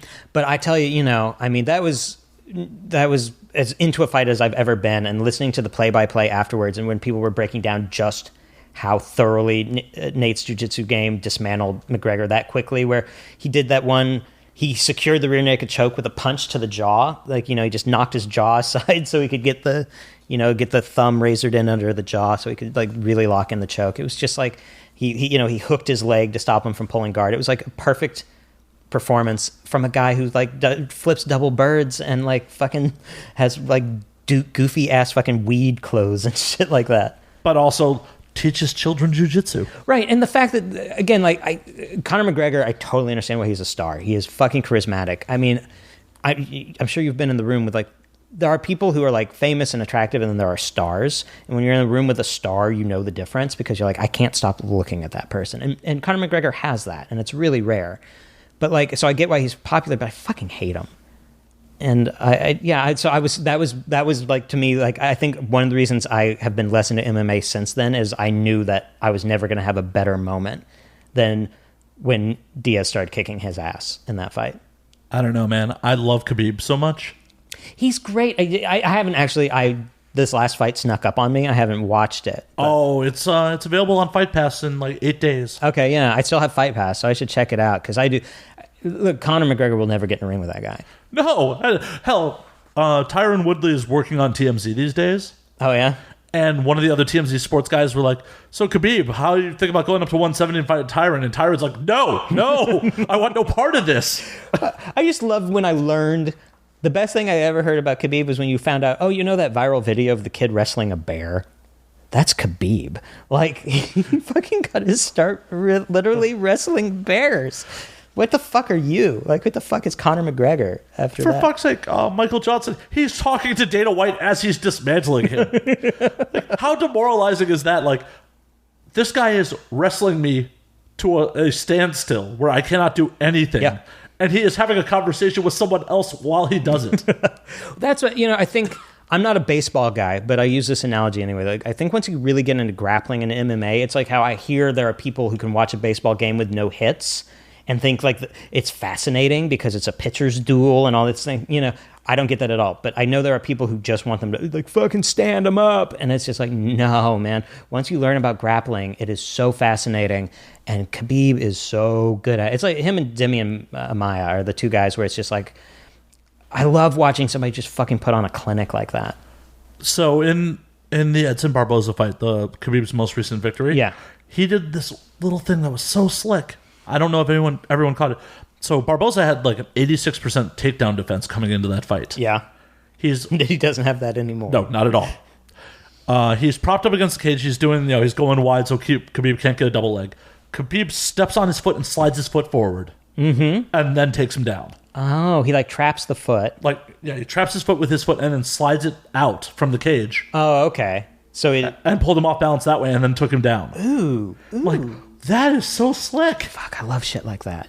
And it's subtle. And yeah, the average fan is not going to be like, what the fuck just happened there? Right. And that I like I said, I don't have that understanding of striking. Like I can, that's good striking, that's bad striking. But I can't do that kind of breakdown with striking the way I can with grappling. And that's why I love shit like that, where it's just like, oh, he fucking got he knew everything he was going to do on a level that he doesn't think about it. Like Demian Maia, if you show him tape, he can tell you what he's doing, but in the moment, he's not thinking about it. He's just doing it the way that you reach for your car keys and start your car without thinking, now I pick up my car keys, now I move, Exactly. Yeah, and that's again, like I trained for like 3 years and I never got that kind of level of hardly anything, you know, other than like recovering guard when you need to is something you learn pretty quickly. And you just learn that you have muscles that you don't use in your day-to-day life, you know, like those shrimping muscles where it's just like that move. For people at home that sucked, but, you know, deal with it. But yeah, no, it's a cliche to call it chess, and I actually think it's not very accurate because chess is static and grappling is like always moving, and two people can do two things at the same time and you still need to be ready. And I don't know, man. In the context of a safe environment like a school, it is great for, like we were talking about, all the noise of this world. And like when somebody's trying to fucking rear naked choke you, you are not thinking about Donald Trump, you know? And that's like a beautiful thing in this world, to just be thinking about that one thing of like, this motherfucker's trying to kill me. I know he's not trying to kill me, but you know. But your body doesn't necessarily know that. No. And it's all fascinating how you can maintain that while still not going 100%, you know, and knowing there are things you can't do and not kicking the guy in the nuts when you have, you know, like a chance and all that. And knowing when, like, to let go the moment somebody taps and all that, you know, it's all, I don't know, man, that's fun shit. I wonder if that would work if, like, someone rear naked choked you in a real street fight and you just tapped, if they just let go of you without thinking about it. I think if you're fighting the right guy, it might work, you know? Just be like, oh, they let go, sucker. But I mean, I'm sure you've done this. I will watch tapes. I also do like to find like jiu-jitsu street fights where somebody actually does use jiu-jitsu in the kind of street fight where people are obeying the rules of like, everybody watch, nobody do anything. And then it is like, oh yeah, no, it totally fucking works. Like, but they're really only like 3 moves. If you're really just training jiu-jitsu for the street, it would all be like transitions and things like that. And then the rear naked choke, triangle choke, and armbar. And those would be, and maybe, I don't know footlocks, but I bet footlocks might be in there too. But like, the problem with footlocks is you're liable to get kicked in the head. Well, that's a good point. So fuck footlocks. But really, no, I mean, if you watch like jiu-jitsu street fights, they all end in one of those 3 moves.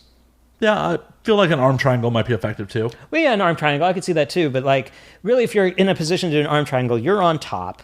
You kind of got them. There's probably other things you're going to do in a fight besides, unless you just catch that arm when they're swinging at you, and then you can kind of, you know, catch it. Well, because I don't really, like, in a real fight, I don't want to mount you and try to ground and pound you, because when you move your head, I'm going to punch the pavement. Well, that's a good point. But yeah, I feel like there are so many like different chokes, and I only trained gi jiu-jitsu. If I get back into it, I want to do no gi, because again, not that I ever think I'm going to be in a fight, but I like the illusion that I'm training to be in a fight, you know, and people don't have gis in real life, and most clothing don't really translate, because you would rip a lot of clothing if you were trying to do a lot of jiu-jitsu stuff with it. No, definitely. One of my buddies keeps fucking with me, though. He's like, fuck with me when we're at the bar when you're wearing your leather jacket, I'll destroy you. Yeah, no, exactly. I'll put you in a fucking spider guard. You won't know what the fuck's going on. What's the move where the berimbolo, I'm going to berimbolo behind you, and you're just going to be really confused, man. Just keep the leather jacket on. That's all I need you to do. Just keep the leather jacket on. I don't know, man. But we're actually a little bit over time, so... Oh, wow. What is time? We generally do about 2 hours. We're at 2.5 already. Wow. Y'all could have watched the fucking, not The Godfather, but you could have watched The Departed. Yeah. So, as we like to say, it's last call around here. Fair enough, man. Thanks. This was fun. Jordan, where can the audience find you in your various wares? I mean, like I said, I have my novel, She Rides Shotgun, is out now. I have a short story collection called Love and Other Wounds, which is also all blood and guts and bad people. I'm on Twitter at Jordan_Harper. Real quick, where can they buy the books? Oh, well, Amazon or, hardback's out now. You can maybe still find it at Barnes & Noble. Paperback comes out in March if you want to save a few bucks. I certainly wouldn't begrudge anybody. Wait until paperback in March. It did just get nominated for Best New Novel Edgar Award. I've sold the film rights and written the screenplay for a movie producer, so hopefully someday it'll be on movie screens. And other than that, stay tuned. Maybe LA Confidential will be a TV show, and then you tune into CBS. Awesome. And the social medias? Oh yeah, Twitter is the one that I really use. But like I find that if you like weird crime stuff, stuff about Chinese kung fu movies, and anarchist political retweets, I'm your boy. Awesome. Jordan, thank you for doing this. Hey, thanks for having me, man. This was fun. As always, you can find me at Matt_Slayer on Twitter, Matt Slayer on Instagram, Matt F. Slayer on Facebook, Matt Slayer on Snapchat. You can find the podcast at And Now We Drink on Twitter, and Now We Drink _ on Instagram.